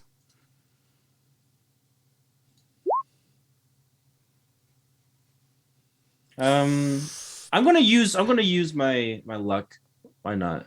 Okay. To reroll. Come on, baby.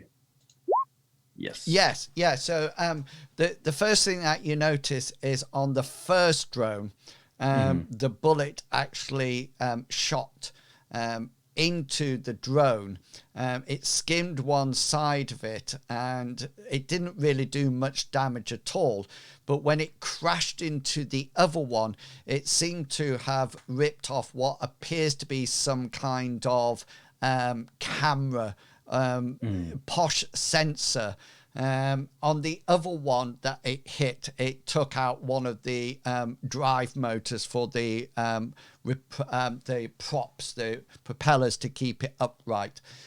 You do notice that when you look at them, there's nothing noticeable on the outside that would hide its location. If you want to find out, you probably need to take one to bits and actually get in there and see how it's actually done. If you wish, you can roll your conceal skill and try to get one into the boot of your car without anybody seeing. If you want to get them both in, then it'll be a hard roll. Yeah. Probably the one that's least damage I'll take with me, but the one that he wrote a 1 on. Yeah. So roll your conceal. Or ask somebody for help.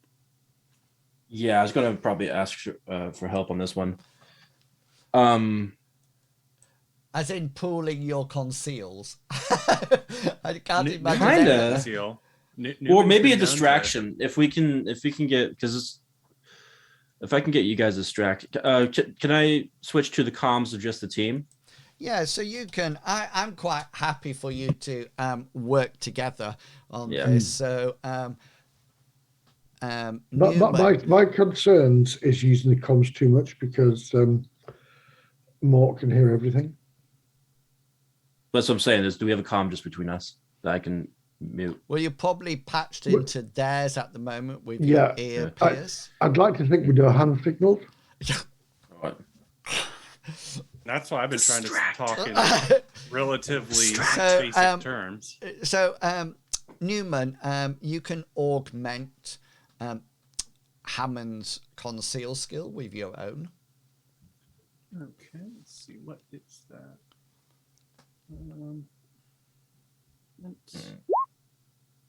Oh, that's horrible looking. I can't even see what it says. It's an 11. I'm giving you an 11. All right. 11. Yeah, I've got good conceal. I can All right. conceal Thank you, Leon. drugs on the street all day long. Y'all ready for this? That's beat of Ready 39. for this? Dun, dun, dun, dun, dun, dun, dun, dun, dun, dun, dun, Okay, dun, 27 out of 39. So this is Mort's perception. Okay, so if he succeeds and gets more than 27, he will see. Are you happy with your roll? Because you can't change it with luck after this next roll. Can you force him to re-roll by spending? Yes, a point I luck? can. Yeah, with a point of luck. So I am happy with this. Okay. Yes.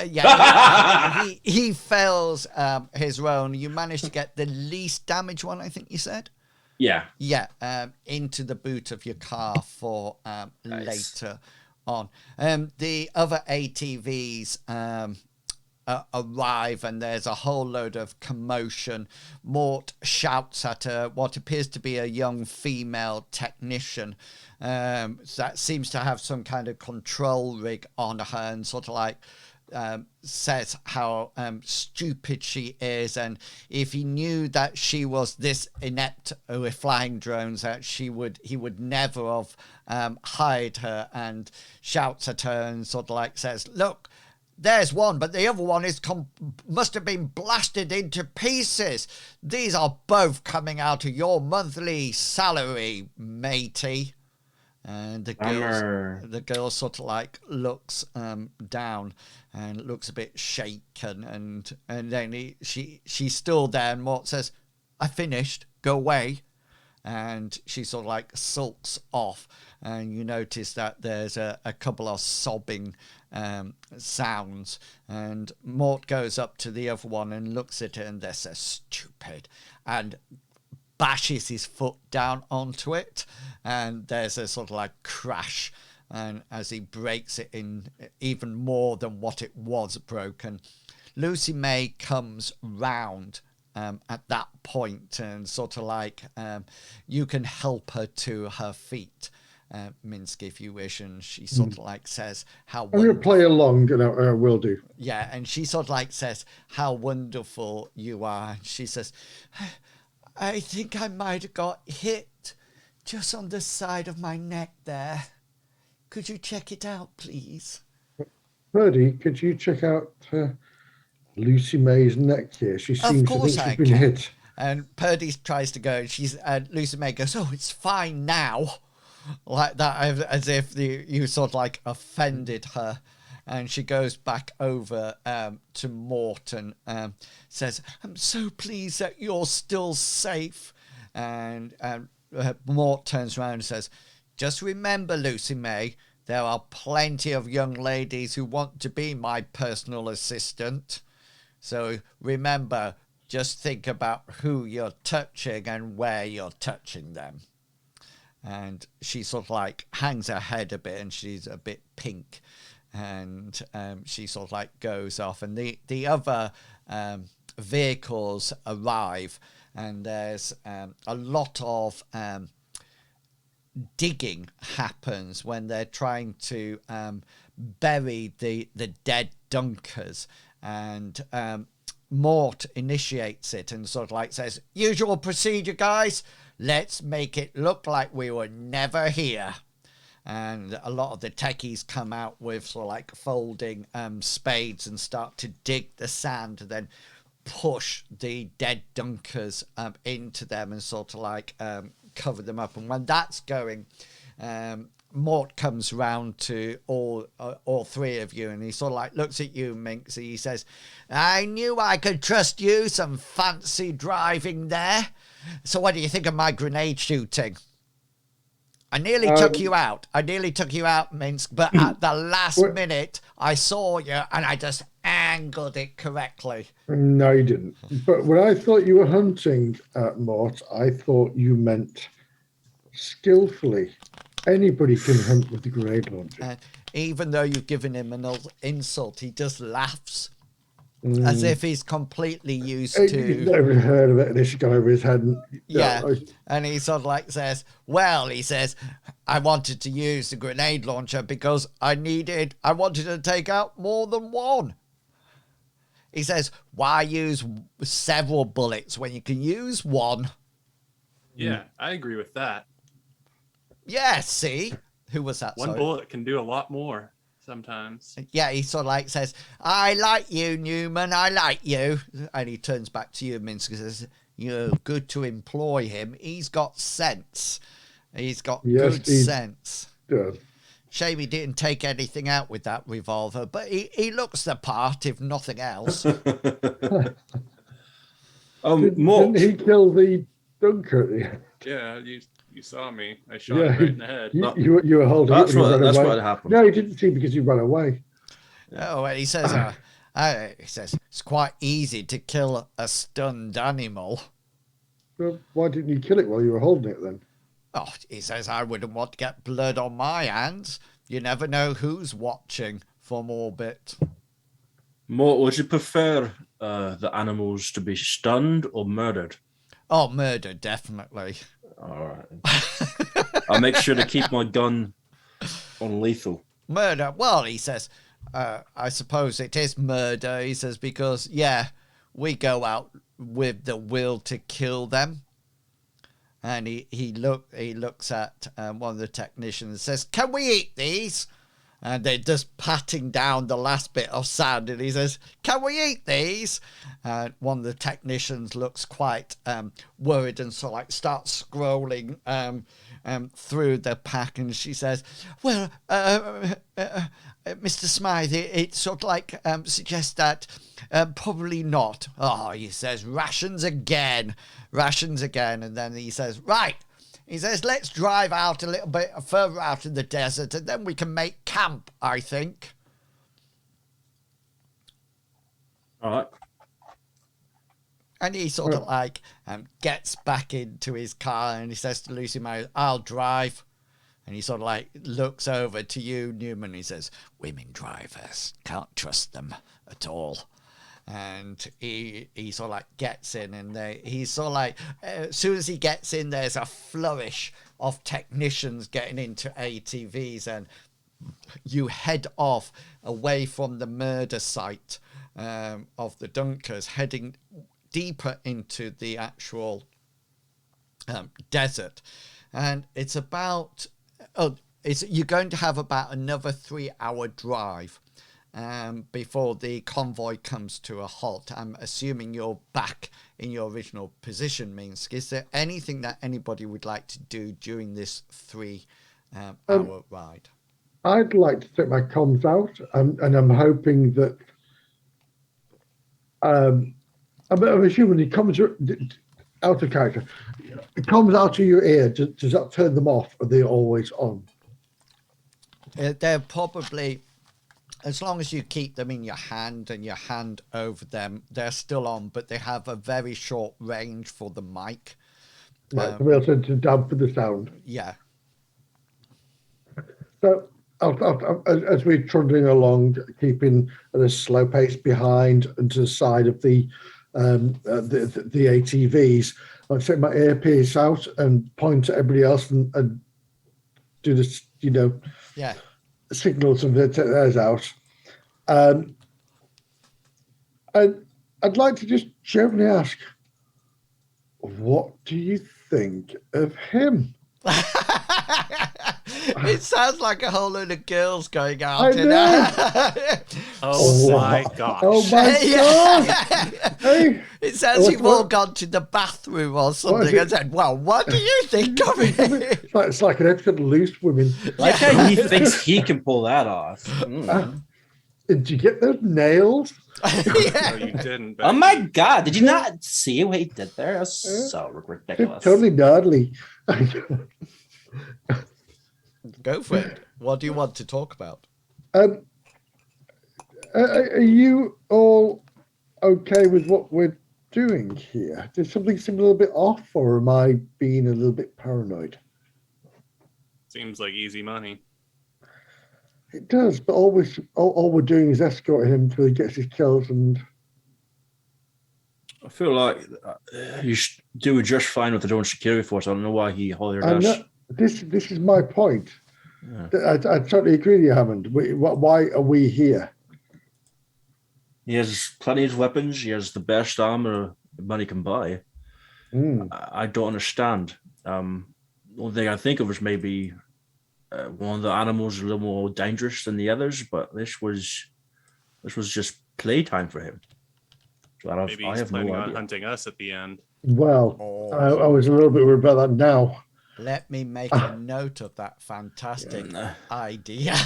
You know what? Yeah, I totally agree with We're the most dangerous game. Yeah. Outside of typical novel ideas, I don't think he would pay us and then hunt us down. He'd pay us after hunting us down, or told us we're going to pay after us hunting us down. This man has no worries about money. I think that's the truth, and he just wants friends around. He seems like a lonely sort of person. Those rich folk, they Yeah, They want to prove themselves more than anything. That's right. You want the sycophants just to follow him and fawn over him. Well, And he's here for the pictures and the approvals from his peers. So I understand that. I understand that a lot. But I don't want you to be in danger again. That last encounter with the grenade launcher was luck that we didn't get blown into little pieces.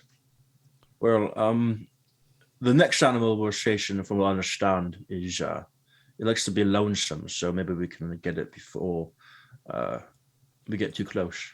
Maybe. Well, let's hope he doesn't use a grenade launcher. Oh, it's something a lot worse than that. Maybe rocket propelled. Oh, don't go there. I assumed he'd have a very long sniper rifle. Yeah. One of those ones that can poke a hole through a car. Hammond, maybe I could take that too. Yeah. Hammond, tonight perhaps maybe you could have a look at that drone and out of the way to everybody else. Yeah, I'll probably go back into the vehicle and try to see if I can work from inside where no one can see me. Mm. Yeah, maybe I can just fix it. Yeah, repaint it. Maybe have Purdy give you a hand as well, because I'd rather they catch me than have Purdy help me. Purdy would never let you hear the end of that. Yeah, I was more thinking about helping things a bit more sensory, so no signals get out of that drone. Well, yeah, that's the entire point. That's what I'm looking at, the module. See if I can make sense of it. No, you're fine. You're fine. I apologize. You are the best at what you do, and I unfortunately know nothing about what you do. You smarmy Minsk. Well, it's true. It's true. You can tell that you've got the silvery tongue, aren't you? Yeah. he is very, very good. I just thought Purdy might help, and obviously Hammond doesn't need Purdy because Hammond is above Purdy's. No, I'll keep her away until I get shot. I give Newman a slight glare on that one. quick. Is that the first time that Newman has actually tried to hit something and missed? Yeah. Even when I miss, I somehow hit. Yeah. That's justice. That is justice. I guess the one thing about, like, we were wondering if the drones are, like, evil or not evil, but like, he said they were his drones. But I think the security team around him that were following him were like, "Hey, what's those drones?" I think he said what drones. Yeah. And I think they're just camera drones, and we may have acted a little rashly. And maybe next time I should just use perception instead of shooting to kill. Shoot first. Perceive. That's true. I did learn a lot of things, and next time I'm able to do those experience, I'm going to be experienced. I'm going to be up to 80% shooting and fail. What's that? Did you use for your perception and fail? No. Oh, did you? I thought he didn't perceive. He just shot. That would have taken my action because I didn't have free action to do the combat. Yeah, he didn't look before he shot. He just shot. The captain gave a command, and I didn't want to be a. He's blaming you, Minsk. He's blaming you. At least this time he shot outside the vehicle. A bad workman always blames his tools. Right. Sorry, wrench. Right. So let's make camp and so Mort is back in again. Yeah, Mort initiates when he's it's almost as if when he's become bored of traveling, he sort of like goes back and he sort of like hollers over the communications, and you've got your earpieces back in by then, and he sort of like says that he's bored of traveling and let's make camp. and it's really interesting because the camp is everybody pulls up. I've just put your car, Minsk, there. By all means, you can move it to wherever you would like it to be moved. These are the United Armour vehicles, are the 3 ATVs, and a quite remarkable thing happens because Mort sort of like says, let's make camp here, and there's the sliding doors of the ATVs, they park like this, and the sliding doors come out, and they bring out what appear to be pop-up tents. And they bring something out that is incredibly flat. And so like bring it out and pop it onto the sand. And then they seem to hit something and it goes like that and sort of like comes up as a tent. And they sort of like put this, it's probably a little bit more roomy than what I've let you have here. And they... I can't move my token, by the way. They can't. Oh, yeah. Are you happy where it is, or do you want to move it? No, can I move it, please, sir? Closer, did you say? No, a bit further out. Let me just... And I'd like the rear facing sort of out of the camp. Okay, you should be able to move it now. Oh, lovely, thank you.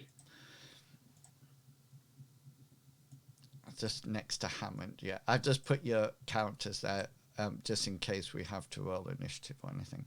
And you sort of like look around, and they seem to bring out what appears to be generators out of the car, and they sort of like attach them to the power plant of the vehicle, and they connect it up, and then they run these cables not only to the tents but also to what appeared to be a portable cooking area. And it's almost like a gas-fired barbecue when it pops up, and they seem to be a grill, and they seem to be bringing out some kind of almost like burgers and bread and everything. And over the other side, sort of like here, there seems to be what appears to be a screen going up. And it's a bit like an Elgato green screen in the sense that it's a long, thin tube.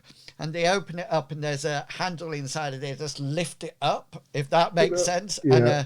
And it goes up, and then you look around, and there seems to be some kind of projector being set up, and Mort sort of like is busy ordering people around. He's sort of like, he says, got a treat for you tonight, lads. Got a treat for you. You'll love it. He says, we're going to watch some of my home movies about previous expeditions. You'll love it. You'll love it. And he sort of like carries on moving around and sort of like talking to everybody and ordering. Hammond, this might be a good idea, a good time for you to fiddle with your drone. Which is not a euphemism or anything. You can hop into the back of the car, as you previously suggested. That's probably a good place. Or you can wait until the movie is on or anything like that. It's completely up to you. I'll wait till the movie's on, and then I'll go in the back of the car. Okay, So. and they do ask you all where you would like your tent putting. They've bought one for all three of you to sort of like kip out in. And yeah, brilliant. That's exactly what it looks like. Purdy will probably plug herself into your car to recharge, and yeah, so you're given what. If I'm completely honest, I'm not too sure who cooks in your abode, or whether you just eat synthetic food, but you know, you get quite a good spread. there seems to be burgers which seem to also have onion rings with it. There's no salad or anything like that, and there's barbecue sauce and hot sauce and chili sauce, and with it comes like potato wedges and everything like that. And Jeez. it's really, really top-notch of food. And Mort sort of like jokes, and he sort of like says, people laughed at me when they said that I should bring a cook or a chef along on expeditions. I bet you're not thinking about that now, and as he stuffs another double-packed burger into his mouth. And as the night wears on, of course, once the sun's gone down, it starts to get a bit chilly.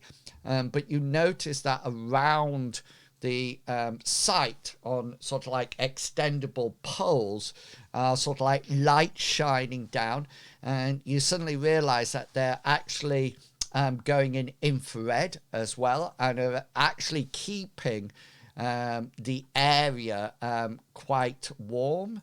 So there's sort of like one there and one here and one here and then one up here at the top. And he then sort of like says, come on, we need to come and watch my film. And Hammond, are you going to head off at this point? Yeah, I'd head them back to the vehicle at this point. And he sort of like looks over at you and says, Hammond, come and watch the film. Oh, I've already seen it. Oh, are you a fan? Hey, Not really. you've already seen that is, I never realized I had a fan here with us. And he looks at one of the techies and says, make sure you get an interview of him. He's one of my fans. He's seen my film before. It shows you I didn't really think they came this far, but obviously he sought it out and got it. Do you watch it late at night in your bedroom? No, I watch it when I'm taking a shit. Oh, yeah. Really good use of time. It's nice to know that you want to pack it into when you got peace and quiet away from your buddies. Yeah. Well, by all means, if you want any hints or directions or, ask me anything about the scenes, then you ask me, I'm more than happy. And then he looks at you, Newman and Mince. He says, come on. He says, Hammond's been keeping this all to himself when he's in the toilet. You can see I'll make sure to text you when I'm on the shitter. Yeah. And you sort of like, Hammond, you can sort of like sulk off into the back of the vehicle, and Newman and Mince, you get treated to a wonderful video and still pictures of a variety of hunts on a variety of planets, constantly narrated and with a very infused commentary from Mort himself. What would you like to find out about this drone, Hammond? Biggest thing is I want to figure out if I can either save the drone, repair the part that was broken and use it, or could I just put the module into my current sensory drone? Okay, so let's roll your electronics now, and let's see whether or not you can get an idea about what you can actually do. Yeah, so several things. Number one, it is repairable. It just looks like something's malfunctioned with it. You sort of like take the top off and you can see what appears to be a chip in there that you're not familiar with at all. And you think this might be the chip that is preventing the drone giving away its location or its information, its tag, its ID. You do look at it and it seems to be unusually fitted to the main motherboard. You look at it for a few minutes, but you suddenly think you probably need the lab back at Arid to actually take it out safely. You get this sense that there's something unusual about it that you're not 100% happy with, but you can probably take it to bits once you get back to your workshop in Arid. And be more be more clear and articulate with it. You're not too sure whether or not it's booby trapped in the sense of if you try to remove it, it give my location. It malfunctions and then cannot be used. Okay, so as the film comes to an end and several burgers and drinks happen, Mort sort of like exclaims that it's time to sort of like turn in for the night and that he wants an early start tomorrow morning. And everybody sort of like packs away, and it's a lovely cloudless sky, you know, that there's nothing out there at all, and you all retire to your tent, and you can hear the distant hum of the generators. That what happens is the lights are turned from yellow or white light purely to the infrared light, so even though the temperature is dropping quite drastically, the whole area is still warm, and you can see for miles around, and you assume that the starship in orbit or their sensors are keeping an eye on things, and you turn in for the night. And the night seems to be going very well. You know, you fall to sleep quickly, and being out here really sort of like, you know, there's that sense that you're with nature, despite having sand in your shoes, etc. And you fall to sleep listening to the distant hum of the generators.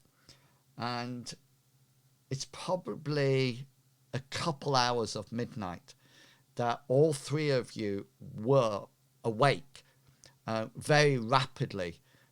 You seem to be torn away from your sleep, and all of you are awake very quickly, and you sort of like look around to sort of like see what's woken you up, and you soon realize that there is the screams of a woman outside your tent, probably within the inner area of the tent. And they're not sort of like screams. They seem to be mad, frantic screams of horror. Yeah, screams of horror, screams of desperation, and you're quickly awake. And that seems to be a perfect place to leave it tonight, as it comes to 10 o'clock. And it'd be a good opportunity to pick it up next time. So, well done with the Dunkers, guys. You did that really well. Nice, fantastic piloting by your captain. And some I can stop. It was nothing. Yeah, and some good shooting. Well, not actually, but and there's something fishy about this drone. Okay, so we'll start next time, with that you will wake up hearing the screams outside, and it's like a normal day in my life. Yeah. Going to bed and hearing screams, yeah. Yes. Oh. Newman has night terrors. It's and Hammond talks in his sleep. I'd imagine. I probably should have. I should have done this. I wasn't thinking because I was reading drones. I was like, well, I probably should have took my security robot out to secure the place as we sleep. But whatever. That would have been a great idea. Yeah. I was literally reading. I was like, wait, why am I not using the security part of this drone's capability? I want to hear Hammond talking his sleep in French. Yeah, yeah, or Klingon. One or the Klingon. other. Your choice. Okay, everyone, thank you so much for coming along, watching the stream tonight. If you missed any of the session tonight, then it will be up on YouTube probably by Monday evening. And if you've missed the beginning of this session or the other 4 sessions that we've already had with M-Space, including character generation, which is in session 0, and the first session they ever had when they landed on a strange desert planet in their escape pods, then you can go back and watch those to bring yourself up to date with what's been happening. Medivac, are you playing on Thursday? Oh, I am indeed, sir. Hopefully, fingers crossed, yes. So Thursday at 7 to 15:15, we will start Dungeons and Dragons, the Wilderness Campaign. Brilliant. Episode 30 this week. It's what, sorry? Episode 30. Episode 30. I thought you said you were being flirty this week. Oh, I'm always flirty. And I just thought, do behave. And is there 5 party members or more? No, there's 7 of us and a GM, yes. 7 and a GM. It takes a lifetime to get through the combat. Yeah. Yeah, there's one combat per evening. Yeah, then that's it. Just roll initiative and then that's it. So brilliant. I'll be back tomorrow morning, hopefully trying to get my bard to 50th level in Lost Ark. And then in the afternoon, it's spin the wheel time with Elder Scrolls Online. So if you'd like to come along and see any of the MMOs, then please do so. Please remember that if you would like to see the background information about the campaign worlds, or even see my adventure notes after the session, then you just nip across to the Patreon page and donate via there and set up a World Anvil account, and I will share the information with you. You players, you already see it, so don't worry. I don't need I don't need it. But you don't see the adventure notes. I want to play Spin the Wheel. Yeah, that's a really good one. The reason you don't see adventure notes is because I don't use anything. I just make it up as I go along.